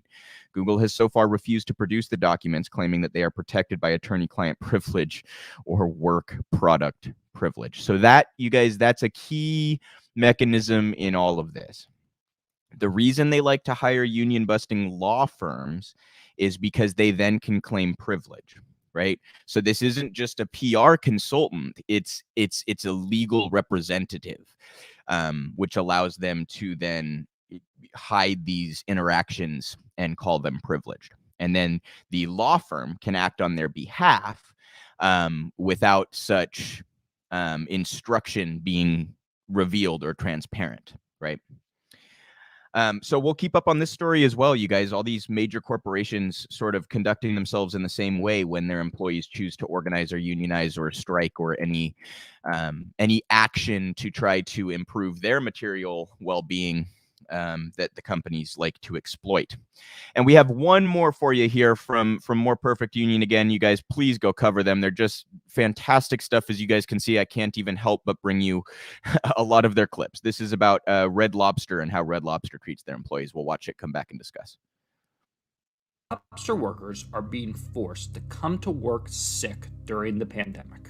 And the timelines, he basically got COVID on Sunday, And by Tuesday, the girl and I were showing symptoms because we already hung out with him before we found out that he had symptoms and got the positive COVID test.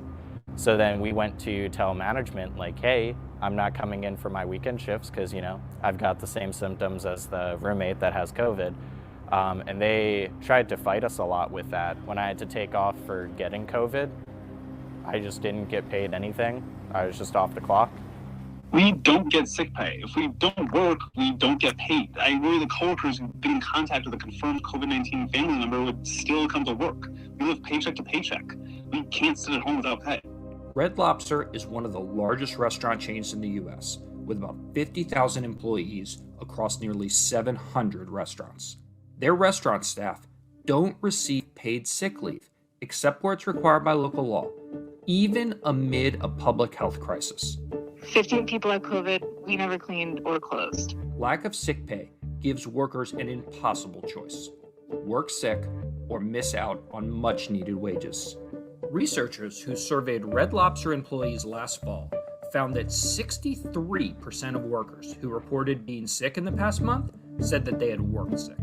About 2/3 of workers who had an illness reported working sick. The option to take time off and not get paid is not really on the table for those workers. Daniel Schneider helps oversee the Shift Project, which has surveyed over 90,000 service sector workers at large companies. The pandemic really focused our attention on the importance of real access to paid sick leave. Red Lobster's provision of paid sick leave, according to their workers, really falls short relative to even the low rates of paid sick leave provision in the sector. So overall in the food service sector, about 30% of workers have access to paid sick leave.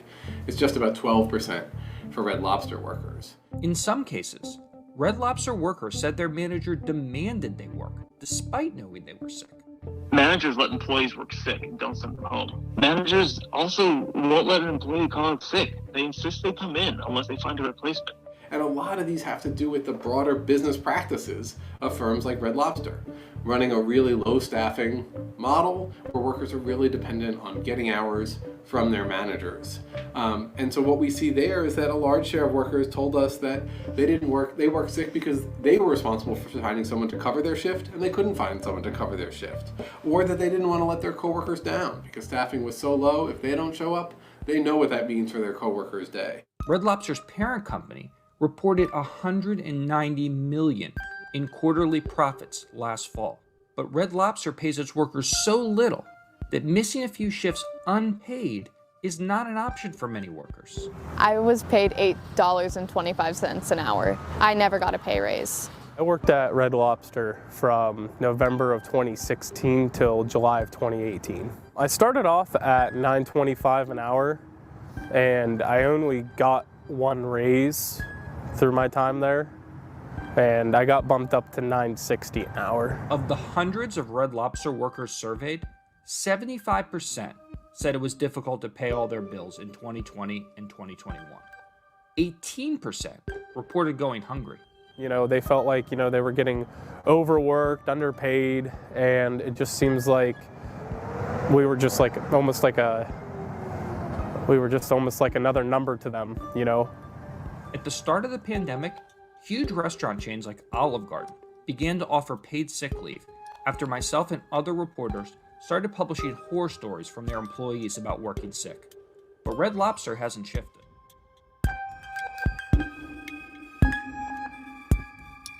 For Christmas time, they gave the employees that worked through the pandemic what we call a lighthouse glass, which is something we'll sell the guests for like $3.50, like a 16-ounce glass, with a red ribbon tied around it and a couple pieces of candy in the glass.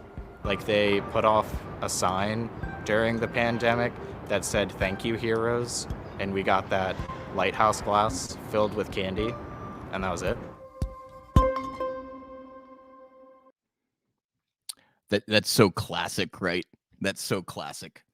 Oh, you're undercompensated and mistreated. Why don't we buy the employees a pizza? That's just so classic. Great work as always, you guys. And I've talked before about the food service. I happen to have quite a bit of experience there. I've worked in both fast food and in kitchens, and I've seen how awful customers can be, how awful management in these businesses can be.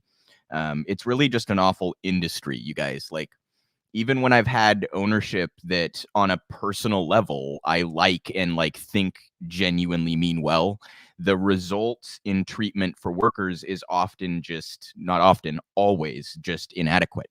It's a shitty industry. We covered, I think it was More Perfect Union also that talked about the effort to increase the tip minimum wage in New York and rid of sub minimum wages in New York. I think that should happen everywhere. So it's an industry that's already exploitative and you know, hard for workers. And then you add to it that a lot of the workers in the food industry understand that a substantial portion of their income is tip based, which means that they essentially have to let customers get away with inappropriate things and play along, because otherwise they're going to lose out on tips, and that means less income, right? So there's a myriad of reasons why this is a really shitty industry. Red Lobster, they're demonstrating some of the reasons why. And this is becoming a pattern that these businesses and firms try to get their workers to come in while sick. I covered, I don't remember if it was a week or 2 weeks ago, but how there are nurses being asked to come back into work while they're COVID positive. Some really outrageous stuff there, you guys, and Red Lobster participating in that conduct as well. Oh, just come into work. We know you're sick. That's fine. Our profits are more important than the immunocompromised person that might die because you give them a deadly virus. That's their incentive structure, right? So great work from More Perfect Union. They had even more videos than the 4 that I showed you this week. You guys go follow them and check out what they've been up to. The labor movement, incredibly critical, and one of the few ways that we can actually, you know, make some headway in terms of fighting for a better society. Because if you hit them in the pocketbooks, that has more of an impact than most any other avenues of change, right? So really encourage everybody to, if you can, contribute to mutual aid funds for striking workers and support unionization efforts. You know, if you have the time to go stand on a picket line and support those who are trying to organize around you in your community, I really encourage you all to do it. And hey, if I have viewers who are workers in a business that is not unionized, I really encourage you to take the steps to get there. That one Amazon employee talked about how their initial request was just for water and water breaks. And they realized when they made that request that they actually have the power.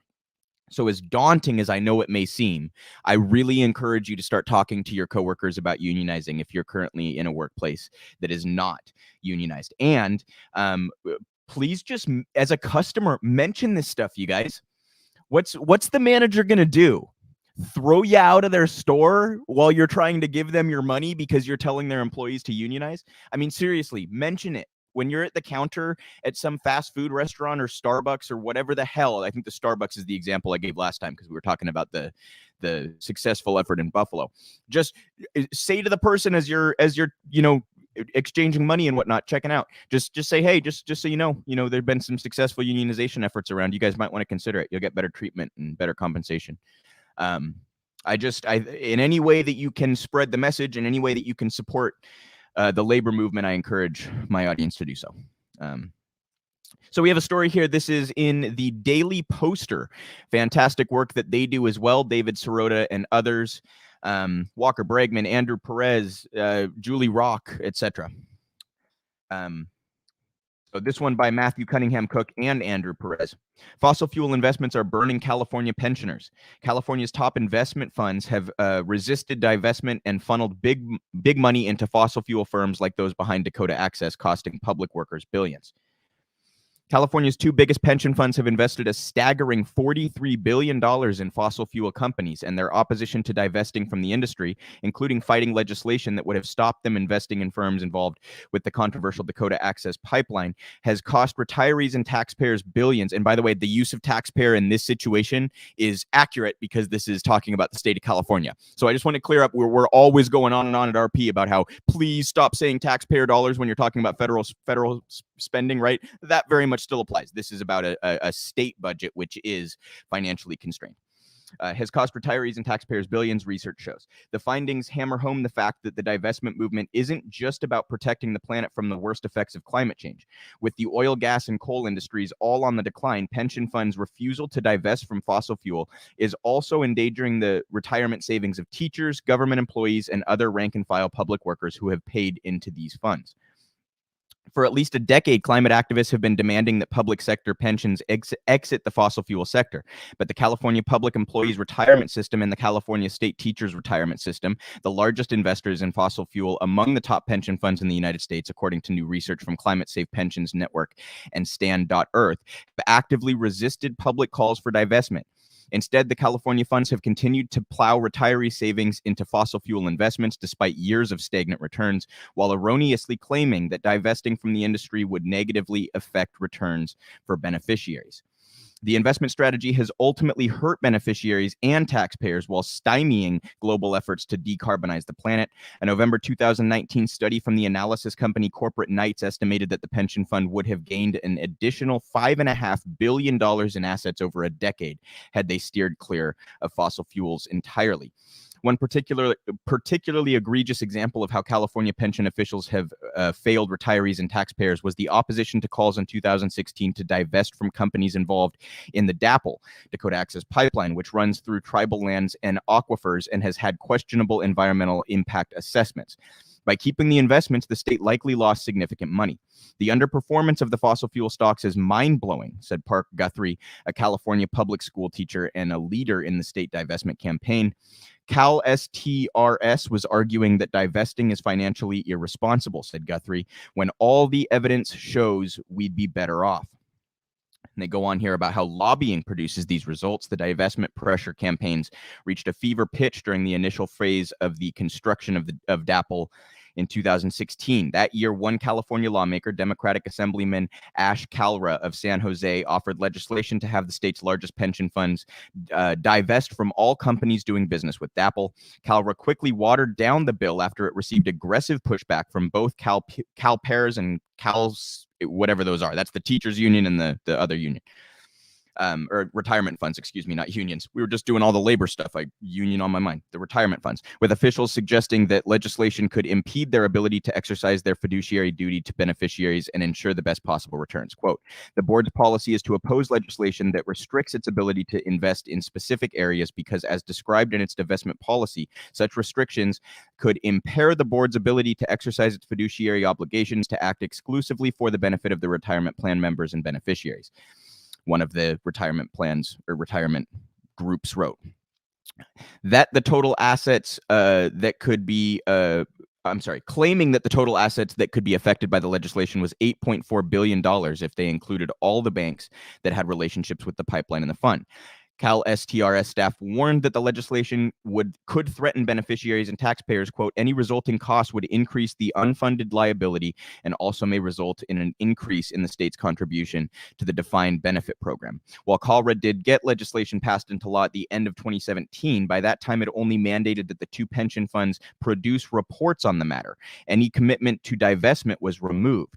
Despite Cal STRS our STRS's warning that the DAPL and divestment bill could harm beneficiaries, the opposite has been true. Holding on to the investments has been costly for the pension funds, as the core fossil fuel companies invested in the pipeline project have massively underperformed the S&P 500 stock market index. So, you guys can see here how, even the purported incentive of trying to ensure that these pension funds do well it falls apart under scrutiny. And great reporting here from the Daily Poster to describe that. And it's sad to see in California, which is supposed to be one of the most left-leaning and environmentally aware states in the country, that this is still what's happening. How many of those California teachers do you think would approve of this? That's just really, really quite unfortunate. So I hope these pressures work out. And, I encourage you to invoke pressure on your local officials for things of this nature. Go find out where your retirement funds are invested, you guys. Find out how your public officials invest retirement funds and other public funds as well, and scrutinize that.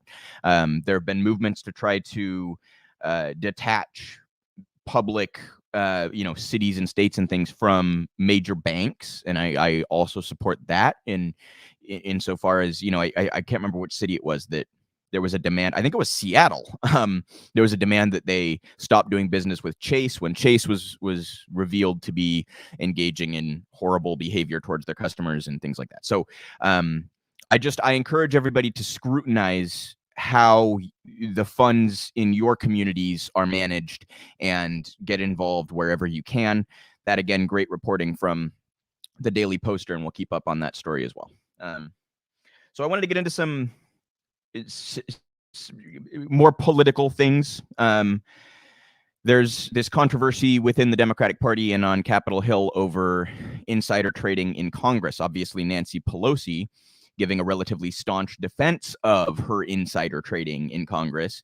And yet there are some Democrats who are pushing to try to disallow this. And now, funnily enough, Pelosi's essentially allowed Republicans to outflank her from the left, or at least some Republicans to outflank her from the left on this issue, with Senator Hawley introducing legislation as well as John Ossoff, who's a Democrat.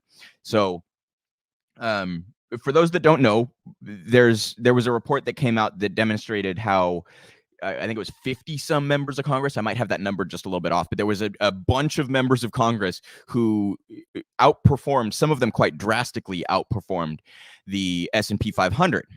And just for the record, there were only 50 some hedge funds that outperformed the S&P 500. So there was kind of this joke I saw going around online that there are more or almost as many members of Congress as hedge funds that outperformed S&P 500, right? They all must just be absolutely brilliant investors, right? That must be it.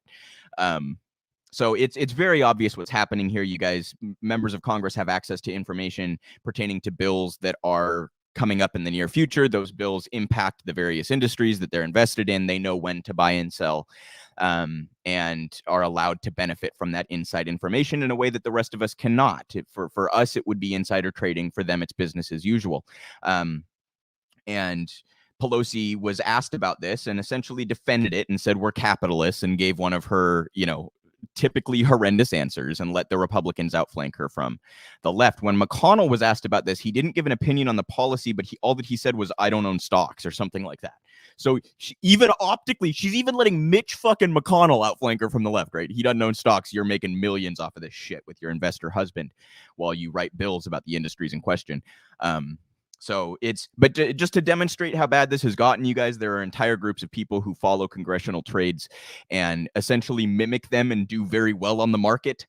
So it's just become this total clown show. It's everybody understands what is going on here, and yet Pelosi is defending it. So to John Ossoff's credit, new senator from Georgia, he did introduce legislation that seems to almost target Pelosi specifically, because there are other bills that have been proposed that would rein in Congress's ability to engage in this kind of trading.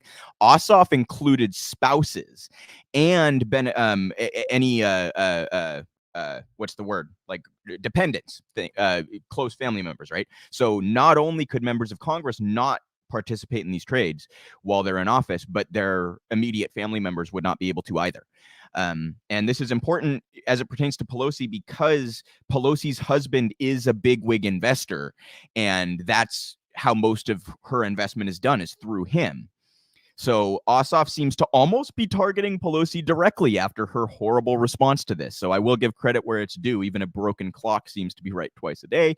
And that may be Ossoff on this particular piece of legislation. But I also noted earlier that Hawley also introduced legislation. So Pelosi now looks like she is the far right wing of Congress on this particular issue. And of course, she's not alone in that. Many members of both parties would like to be able to continue trading. Many members of both parties didn't even like the Stock Act, which all basically just said all you have to do is reveal your trades. So that's kind of where we're at right now. So with that context in mind, I want to show you a piece here in Truth Out. John Ossoff introduces legislation to ban members of Congress from trading stock. On Wednesday, Senators John Ossoff and Mark Kelly introduced an anti-corruption bill that would ban members of Congress and their families from actively trading stocks. The Banned Congressional Stock Trading Act would compel members, along with their spouses and dependent children, to put all of their stocks into a blind trust when they take office. Members and their families would also be required to divest any stocks that aren't able to be put into a blind trust. Democrats say that the primary aim of the bill is to increase transparency and accountability to the public by lessening conflicts of interest. Quote, members of Congress should not be playing the stock market while we make federal policy and have extraordinary access to confidential information, Ossoff said in a statement. The bill has garnered the support of government watchdog groups like the Project on Government Oversight. Measures to ban members of Congress from trading stocks are overwhelmingly popular with voters across the political spectrum. A recent poll of 1,706 likely voters found that among respondents, 70% of Democrats, 78% of Republicans, and 80% of independents believe that members of Congress should be barred from trading stock. I am genuinely fascinated by the fact that more Republicans support this than Democrats. That is, to me, actually quite indicative of what has happened in the Democratic Party during the neoliberal era, really since Bill Clinton pivoted the Democrats to Reaganism and neoliberalism, right? I think that's exactly what we're seeing there. That Democrats are now the ones that are defending, you know, the Pelosi idolaters and the Joe Biden idolaters are now going to sit here and defend this. That they're no, they can't do any wrong. Let them do whatever they want, right? It's fascinating to me that Republicans are actually more in favor of this than Democrats. And notice that independents are more in favor of it than either partisan groups. Last year, Senator Elizabeth Warren introduced a bill that is similarly aimed at curbing corruption. Warren's bill would go slightly further, banning the top government officials from trading stocks, including the president, cabinet members, Federal Reserve officials, and federal judges. However, her ban wouldn't apply to family members. If the bill proposed by Ossoff and Kelly is effective, it could prevent future scandals relating to stock trading among Congress members, including scandals like one involving Senator Kelly Loeffler and one of Ossoff's predecessors in Georgia. It was also oh God, what was the dude's name? I'm picturing his fucking face. The other guy in Georgia, the Republican. Jesus Christ, I can see his fucking face. Anyway, when Warnock and Ossoff were elected, they both ran against people. David Perdue. They both ran against people who were accused, sitting senators who were accused of insider trading. Kelly Loeffler at the time, I believe, was the richest member of Congress. If not, she was very close. She's a 100 millionaire. And they had engaged in all sorts of this kind of insider trading. So that was part of what propelled Ossoff and Warnock to victory in what had previously been a red state. So it's kind of interesting that Ossoff's the one to propose this. It makes political sense considering that he ran against Loeffler. Or no, Perdue. No. Yeah, he ran against Perdue and Warnock ran against Loeffler, if I remember correctly. But in either case, they both ran against people who were accused of insider trading, right? So it clearly, I think, impacts their politics going forward. So I just wanted to note the way that this has been treated by Democrats is very much indicative of the pivot that has happened over the last 4 or so decades within the party.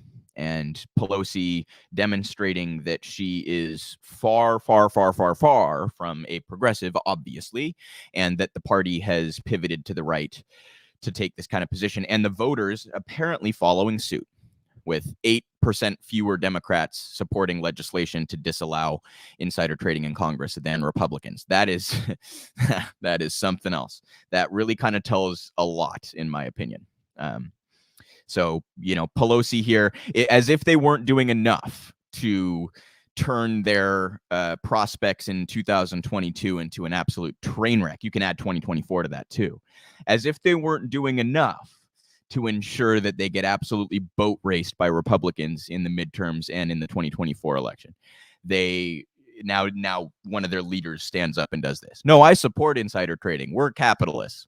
I'm going to let the Republicans outflank me from the left on an issue that has 70-some% popularity, on an issue that 80% of independents support. I'm going to let them outflank me to the left, and then I'm going to turn around and wonder why we lost the election, right? It'll be finger pointing at Bernie and the lefties and all that kind of stuff after Pelosi get up and endorses insider trading and corruption. That won't be part of the analysis, though. I promise you that won't be part of the analysis.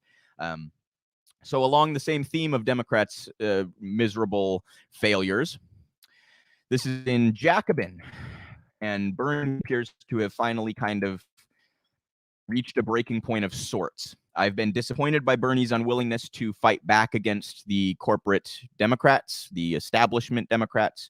I have not been shy in expressing that disappointment. What I will say is I don't believe for a second that Bernie has bad intentions. I think he has been too soft in his strategy. I think he has not gone hard enough against the party in his strategy, but I don't think he has ill intentions, right? So I think what's happened here is he's tried this behind the scenes negotiation thing, and it's now becoming pretty clear to him that he's not seeing any progress in that way with Manchin and Biden and all the other establishment high-ranking Democratic officials, right? So now Bernie is finally kind of going public and saying, listen, if you guys don't shape up right now, you're fucked. Again, this is Jacobin. This is by Neil Meyer. Bernie wants Democrats to fight for the working class. They won't. Bernie Sanders is sounding the alarm. Working class people are fed up with Democrats' failed strategy of behind-the-scenes negotiations, but the party won't listen. So Sanders and the squad should take a more aggressive approach against the Democrats. It's been almost 12 months since Joe Biden was inaugurated as the 46th president of the United States, and Democrats have very little to show for it.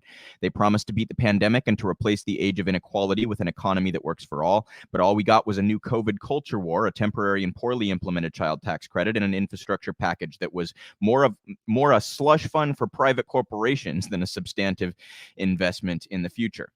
Bernie Sanders knows the score. In an interview with The Guardian published this week, Sanders told Labor reporter Stephen Greenhouse that the Democrats need a major course correction.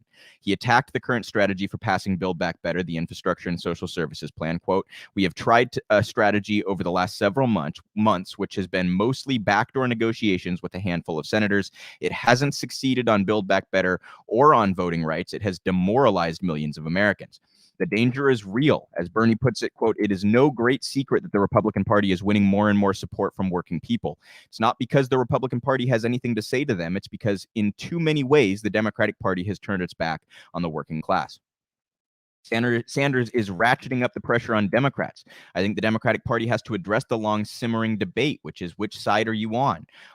Are we prepared to stand with working families and take on powerful corporate interests? Bernie is absolutely right to set the stakes this high. Democrats have failed miserably to deliver on their promises from 2020.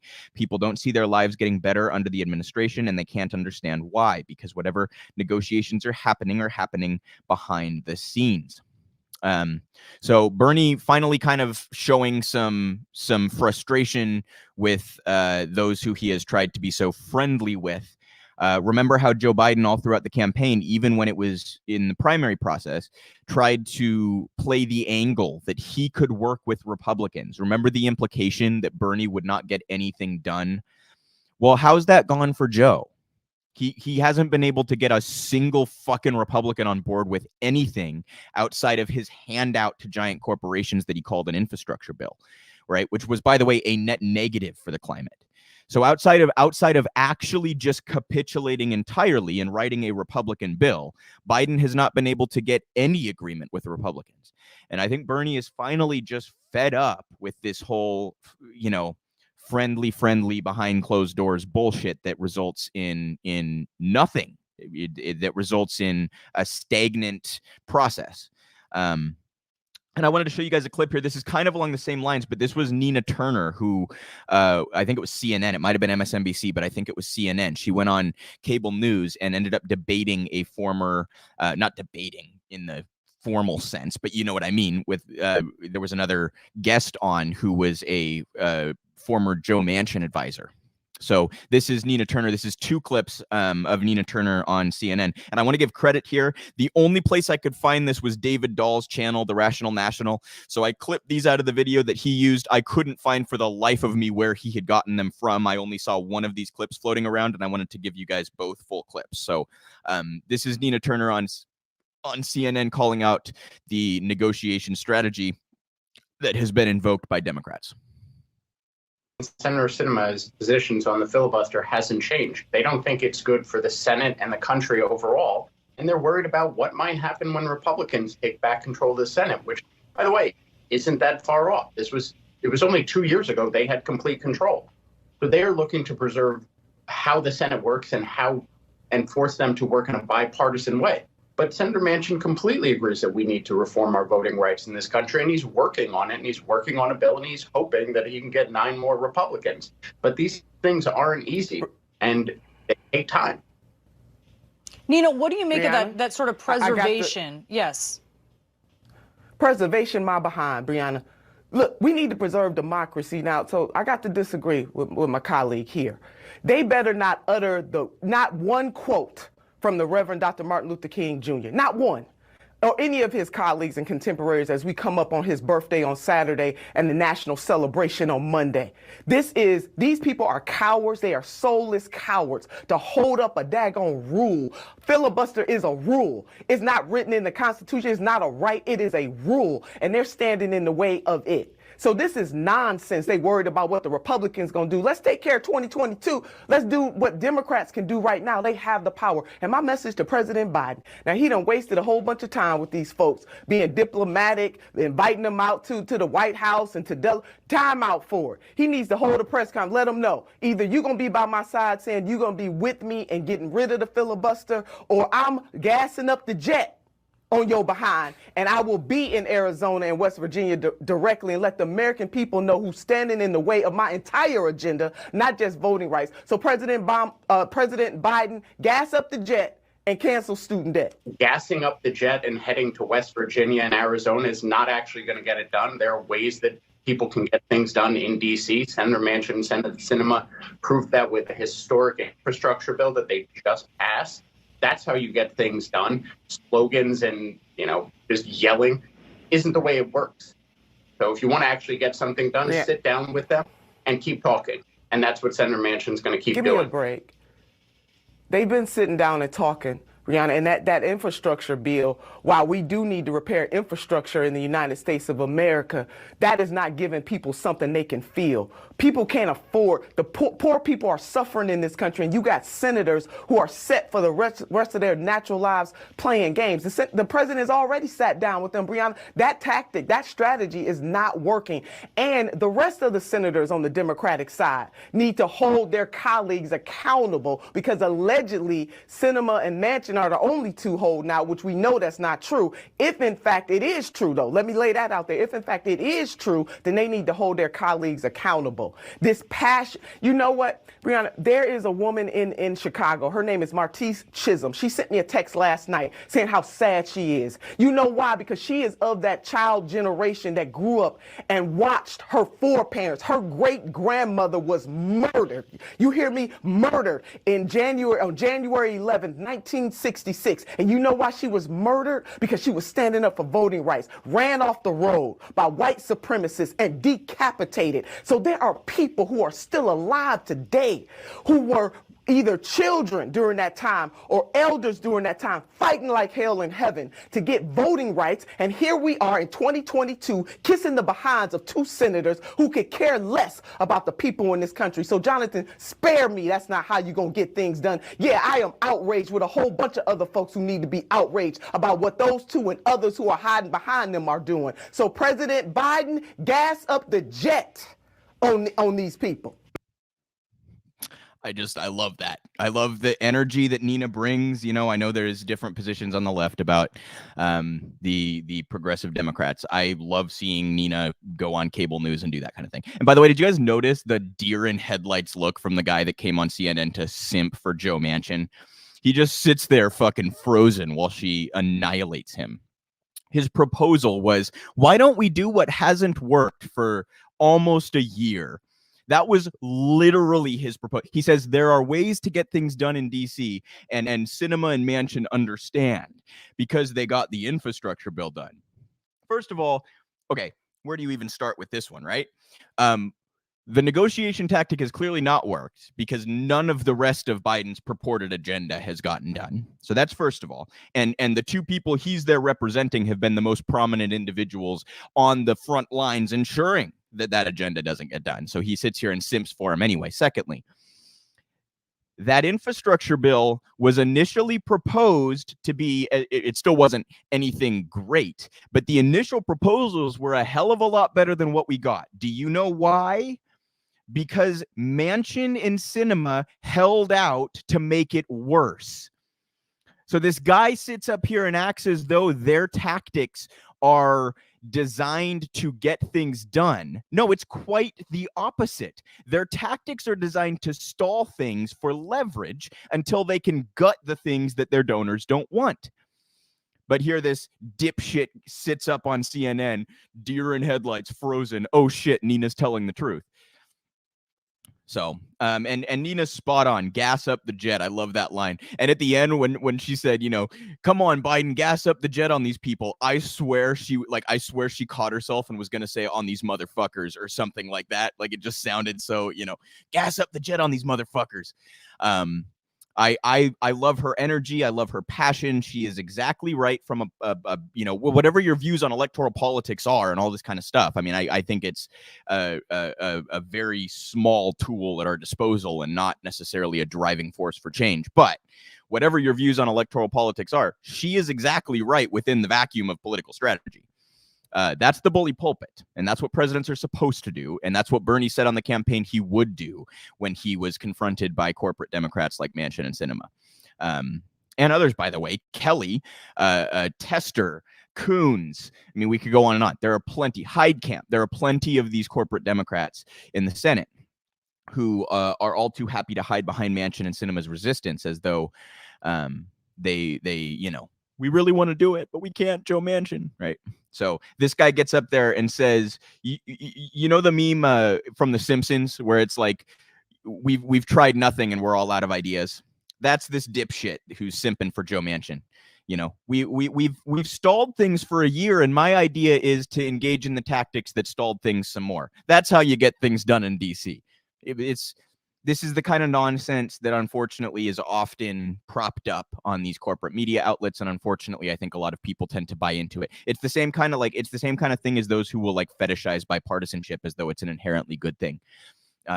Yet usually when Republicans and Democrats work together, what is it to do?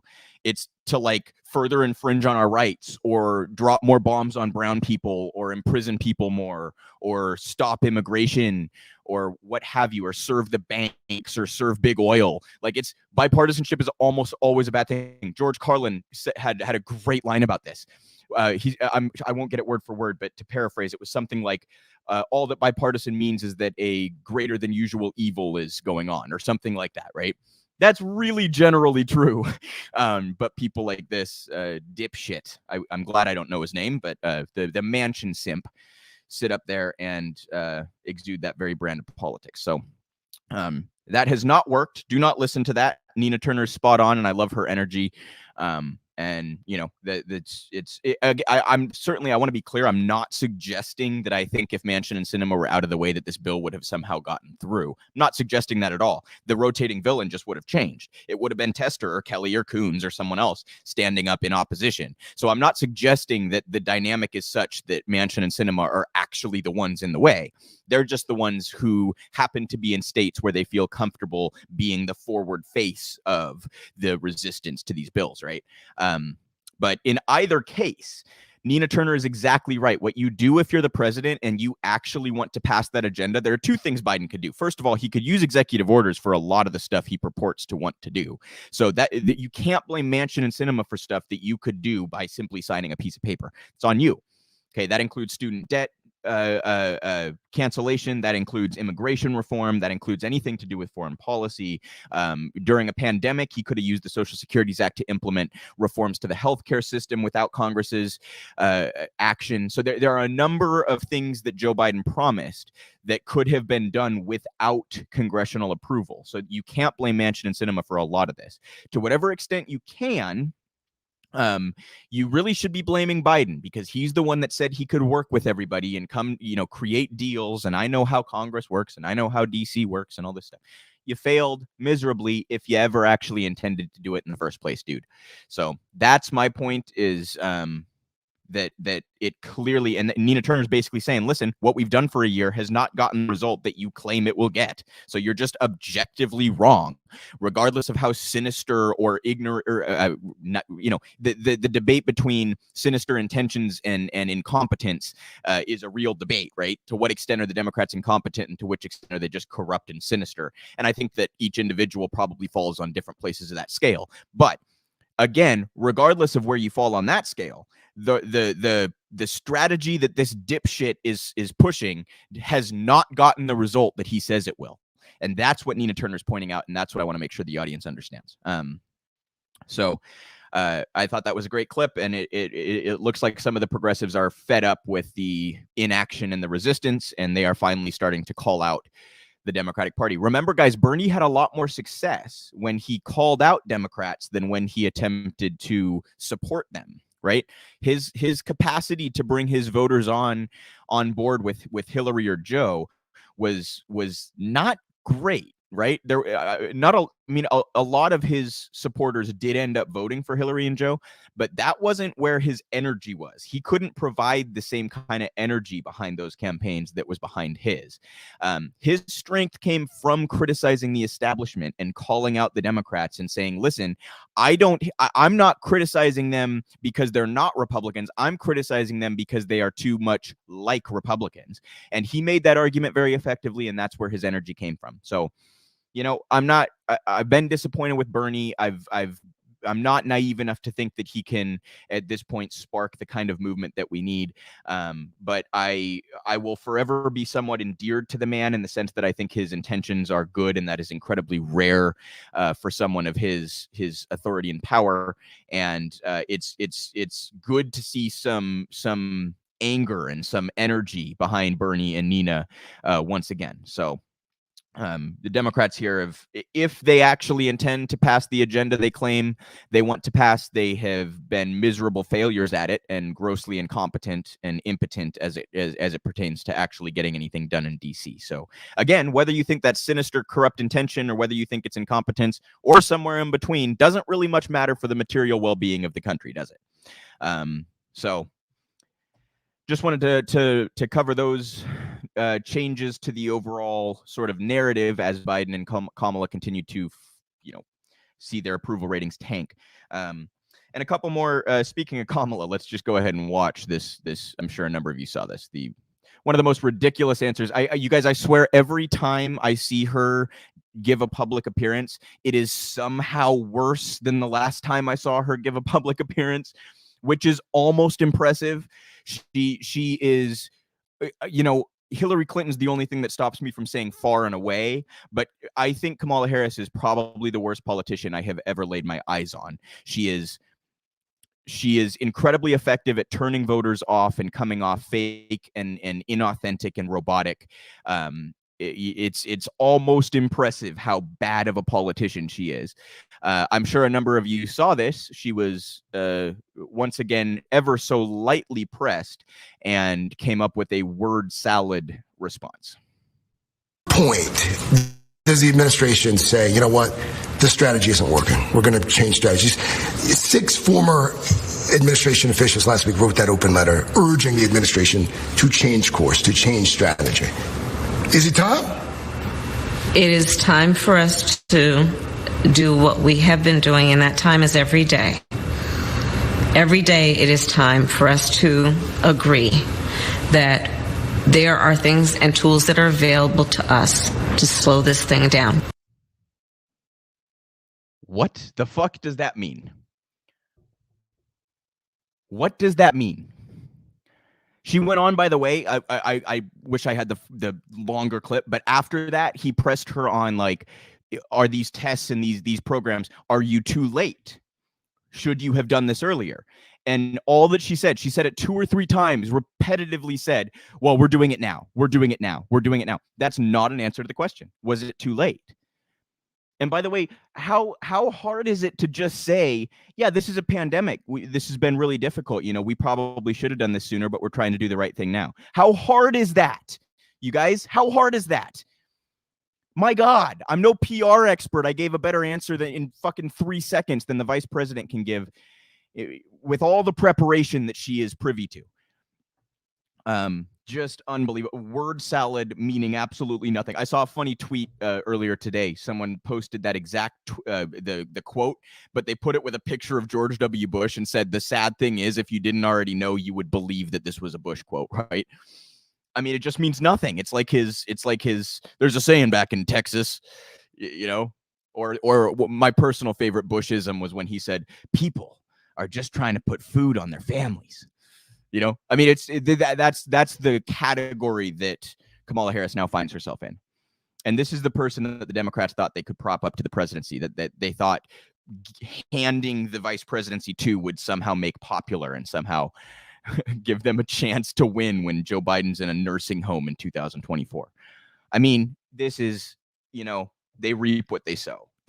It's like I said, every time I see her do a public appearance, it's somehow worse than the previous one.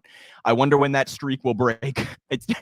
It's almost impressive. And yet, if she hides away, she also sees her approval continue to fall when she hides away. So you guys, they're just fucked. They're just fucked. They had time to do something to make it appear as though Democrats actually want to improve people's material well-being, and they just didn't. They groveled to the banks and corporations and military contractors and big oil. They continued Trump's immigration policies. They refused to address the climate. They refused to act during a fucking pandemic. You know, all the things that they have just neglected or refused to respond to or remedy at all. And they're reaping what they sow. So now the complete lack of political talent comes back to bite you in all the worst possible ways, because you can't even say, yeah, I suck at talking, but at least we gave you some money, or we gave you some health care, or we helped to end a pandemic. You know, you can't even say that. You're just stuck with this word salad of gobbledygook that no one can seem to make any sense of. And that's the face of your fucking party. I mean, congratulations, Democrats. It's not like we didn't warn you about this. The woman couldn't make it to Iowa when she ran for president. It's not like no one saw this coming, right?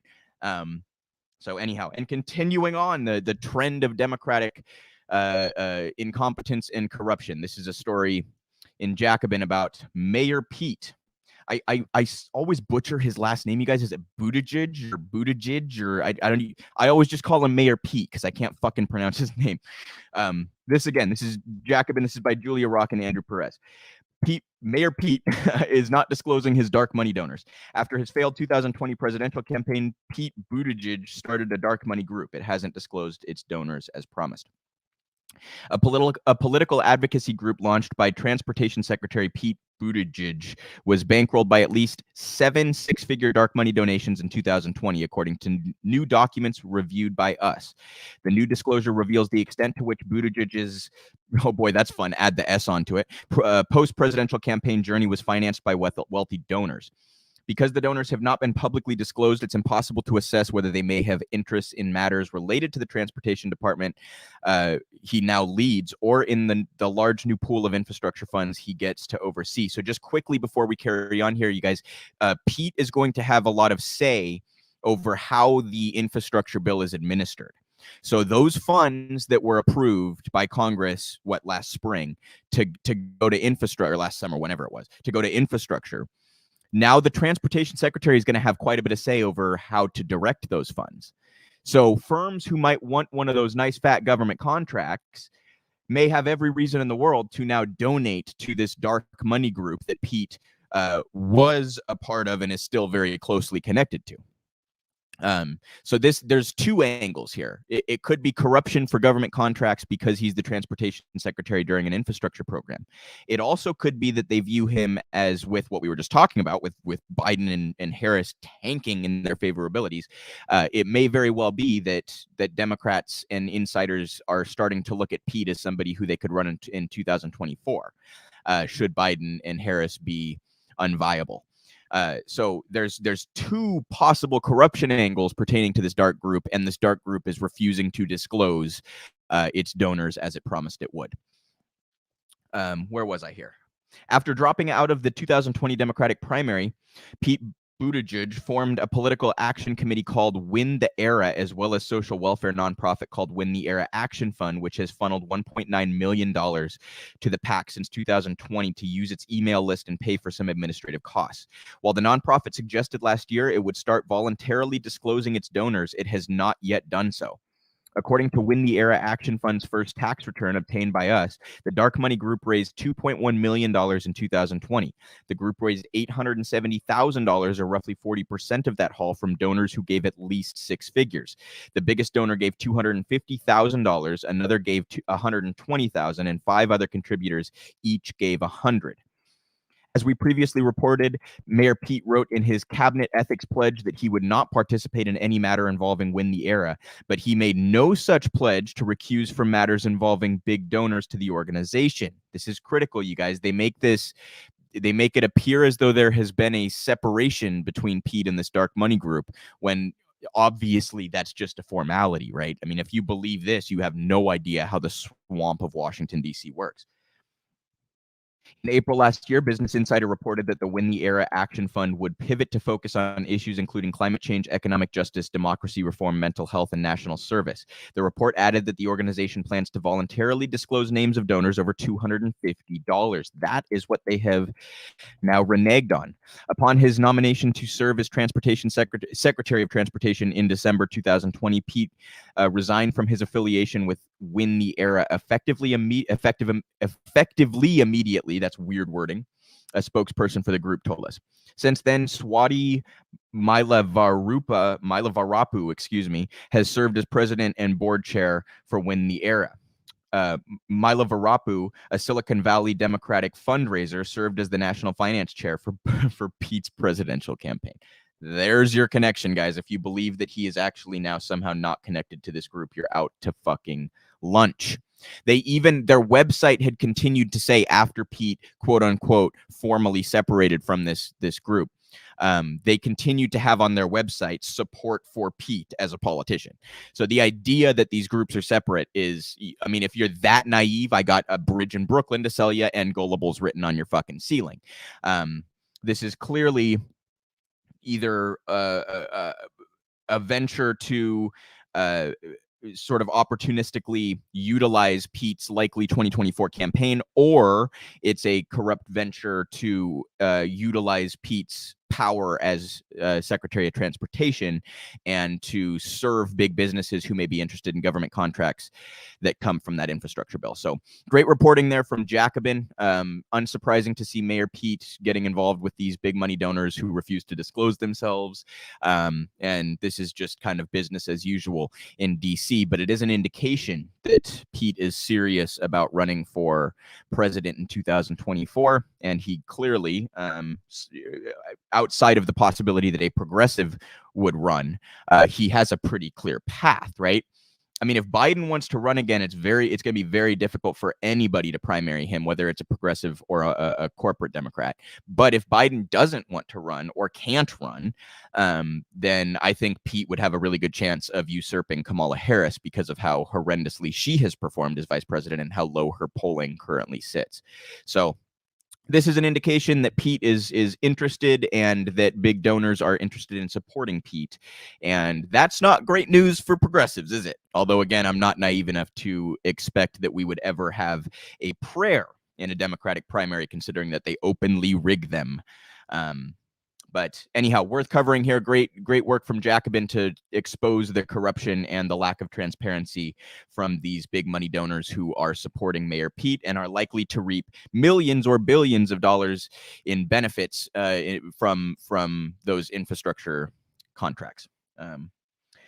So I want to show you guys here a thread. This is from Alec Karakatsanis. I've used his work on a number of occasions. He does some fantastic reporting on how the media covers crime and police. He talks about the justice system more broadly as well, but a lot of his work is centered around the media's bias framing and misrepresentation of reality as it pertains to crime and how that is used as a propaganda tool for police departments and the wealthy and the elite. Encourage you to follow Alec if you don't already. He's at Equality Alec. So I'll read this thread here, and as you guys can see, he's constantly attaching things that he's referencing. So if you want to go find this and read through all of the details that he's sort of referencing here, I encourage you to. In this viral thread, a journalist takes us back to the late 19th century good old days of media propaganda for a railroad monopoly. He even throws in a little science-denying innuendo that more human caging would make it all better. A few thoughts. That's a common theme that Alec likes to point out, that human caging does not reduce crime, and that's been demonstrated over and over again and been studied extensively. And yet that's not a reality that is very often acknowledged by the mainstream media or by police departments, right? So the tweet he is sharing here was about how train theft and you know, an exaggerated version of how crime is running rampant and we must do something and more police and yada yada. Carrying on. First, there is not a single shred of evidence that more prosecution and caging would reduce any supposed theft. This is the most studied and settled question in all of criminology. Just ludicrous, irresponsible propaganda to suggest otherwise. And he shares a thread there detailing what he's just commented on. Second, take a look at, excuse me. Second, take a look at how similar this media panic is to the fabrication of low-level crime hysteria in Victorian England as soon as reform became popular. It's both profitable to people who own things and a cultural pathology in media. He attaches an article there. Third, this is part of a Los Angeles media assault on the most minor reforms to make punishment less harsh, and part of a corporate press release deluge to extract more tax dollars to pay for corporate security. This story has all the hallmarks of a simple corporate press release. Fourth, it repeats outlandish corporate police speculation that this is organized criminal syndicates. Just like they did with the shoplifting panic, notice that the cops and this journalist don't offer a single piece of evidence for that claim. It's designed to scare you. Finally, not every problem in our society has something to do with police, prisons, and punishment. In fact, few of them do, and they never meaningfully reduce crime or make us safe compared to reducing inequality. Shares another thread there, and he shares a couple of more sources going down. So again, I encourage you all to follow Quality Alec, but I wanted to touch on this because I think it's a prominent dynamic where the media reports on crime in a way that's designed to fear the populace into obedience and into supporting police departments and you know, those that police are actually there to protect and serve. So you know, Alec has talked a lot about how police departments dedicate something like 3 or 4% or something of their funding to violent crime. And yet, whenever there is an attempt to cut funds of police departments, the first thing that they cry is, oh, but all the violent crime.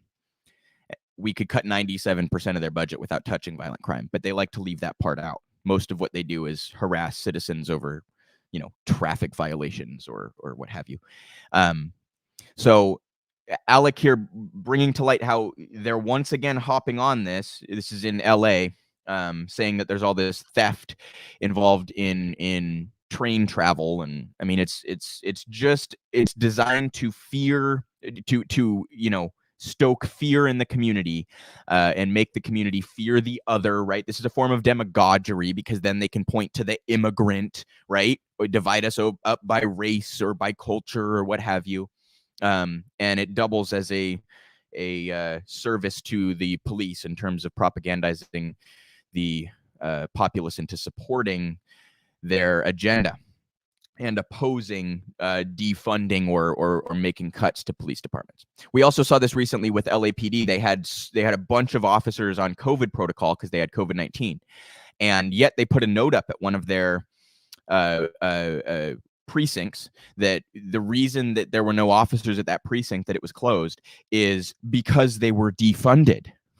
It's an out and out lie, you guys. They were not defunded. So you see how they're working hand in hand with these media sources to make it seem as though there's this massive movement to cut police funds that is detrimental to society. And oh, the humanity, look at all this petty theft, look at all this violent crime, right? It's all in service of ensuring that the populace does not support cuts to the police department, that the populace does not support reforms to the justice system that would create a more humane system, etc., etc., etc. Human caging does not work. Policing does not work. It does not actually impact crime. If you'd actually like to impact crime, what you need to do is provide good social services to the community. This has been demonstrated over and over again. As Alex says, he said in another thread, there is plenty of disagreement in criminology. One thing there is not disagreement about is whether or not caging works. We all know it doesn't. So this is not like a dispute among the sociological or community, like the sociology community, the psychology community, the legal community. These are not disputes among the people who study this stuff, okay? So I will continue to try to reveal the horrendous nature of coverage of crime and police issues, and I encourage you all to follow Alec because he's always on top of that kind of shit. So and with that, you guys, that's all I have today. Want to encourage everybody to go to realprogressives.org. You can become a patron there. If you can throw us $1 or $2 a month, we really do appreciate it. We're a nonprofit. We engage in organizing and activism and education and policy and media and all sorts of fun stuff. If you have not seen our other content, please go to that same website and make sure you're subscribed to both of our YouTube channels, Real Progress in Action, which I'm live on right now, and Real Progressives. Smash that like button, you guys. Leave a comment. Help us combat the algorithms if you do not mind. Go become a patron if you're interested. Follow the Macro and Cheese podcast. Follow the Rogue Scholar, both with our founder and CEO, Steve Grumbine. Follow the Up and Up with Jody Newell. Follow MMT Mondays with Jabari Morris. Follow all of our fantastic articles. And you know, in any other way that you can support us, we very much appreciate it. Realprogressives.org for all that information or to support us. And with that, I will call it a stream, you guys. I apologize for the weird time today, but I will see you all next Sunday, and I hope that everybody has a fantastic week.